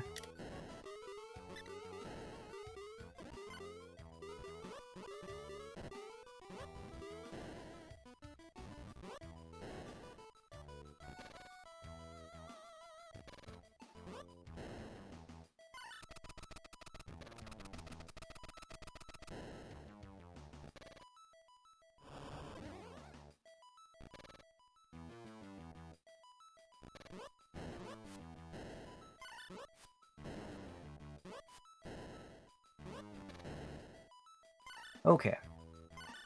Hello, pre-boss room again.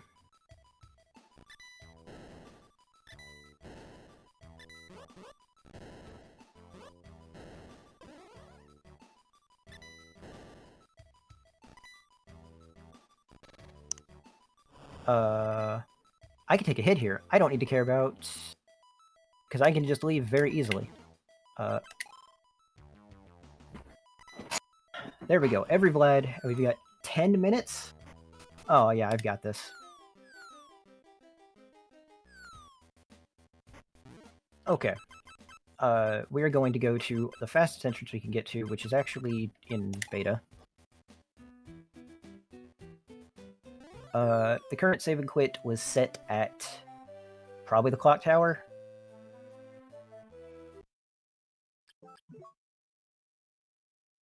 Sure. I know I probably didn't save not next to a warp. Yep, and the clock tower.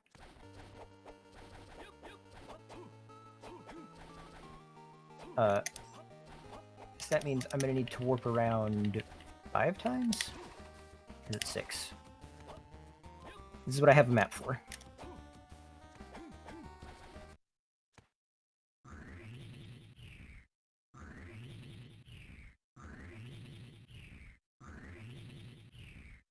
Oops, 5. Okay.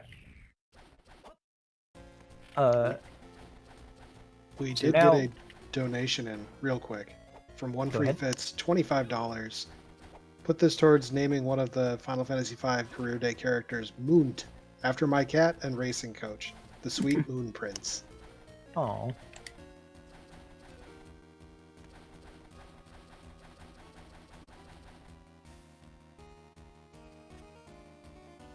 So right down there is where we're gonna go fight Maxim, Dracula, and Dracula. We have everything we can ever need. We do have the platinum tip on. We just need to do a quick thing of equipping MK's bracelet and JB's bracelet. Because you can't beat Dracula without the power of friendship.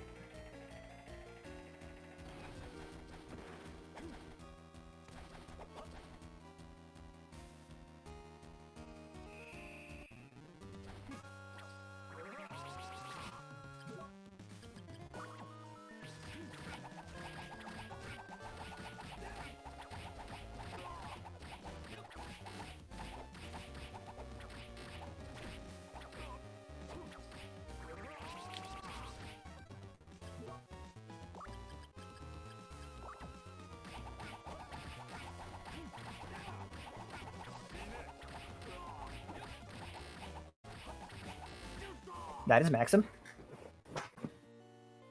You may have wondered what just happened. Don't worry about it. It was a lot of not caring.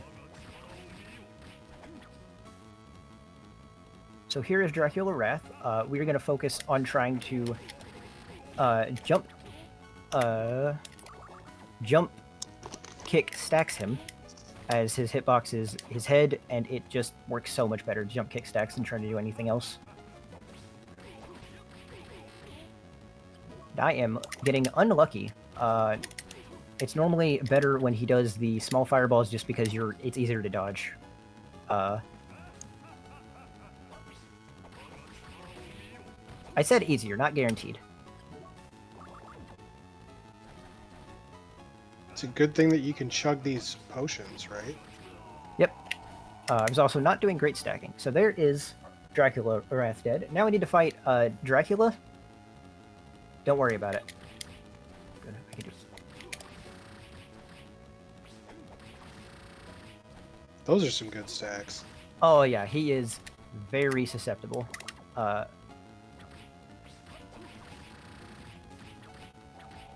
Unfortunately, that laser may still kill me. I'm going to say it's probably about the time, right? Oh. Come on. There we go. Right there.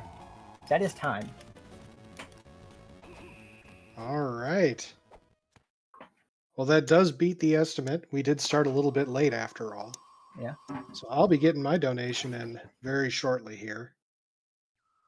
Look forward to seeing all of the matching donations from chat as well. GG. I'm glad you could pull it off. I am shocked. Thank you very much, Fuse, and who else was it that did bog diving to help me find Kai Man? I definitely, I think Gigbot. Sounds right. Yes. Thank you both for helping me. I am very sorry for that horrible death, because that was not obviously planned. But I am glad to be on and have done the run. Whew. But yeah, I hope everyone enjoyed it, and I hope people decide to check out this rando and the Bomberman rando, as well as Harmony, of course. They are also wonderful. They have some interesting settings. But that has been my run. Well, fantastic.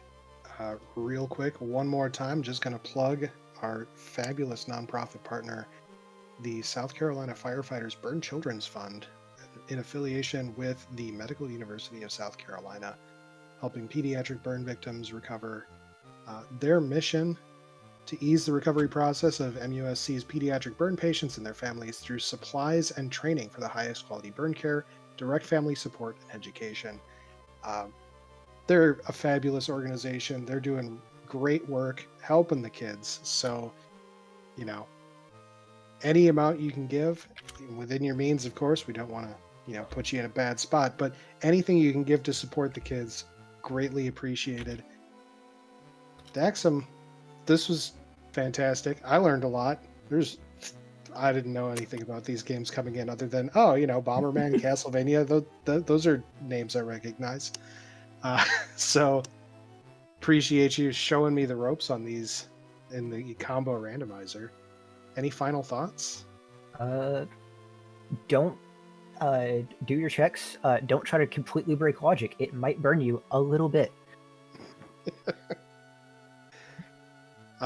Yeah, quite literally in the Bomberman case. Yeah. So with that, just remember, if you are doing a donation, hit up some of the incentives. We have the incentives on the schedule that you can see. So, as well as on the screen right now, there is the link to donate in the chat. And with that, let's take a few minutes to get set up for the next run. And thank you all. And we're going to be passing the baton along here. Have a fabulous day and enjoy the rest of the marathon.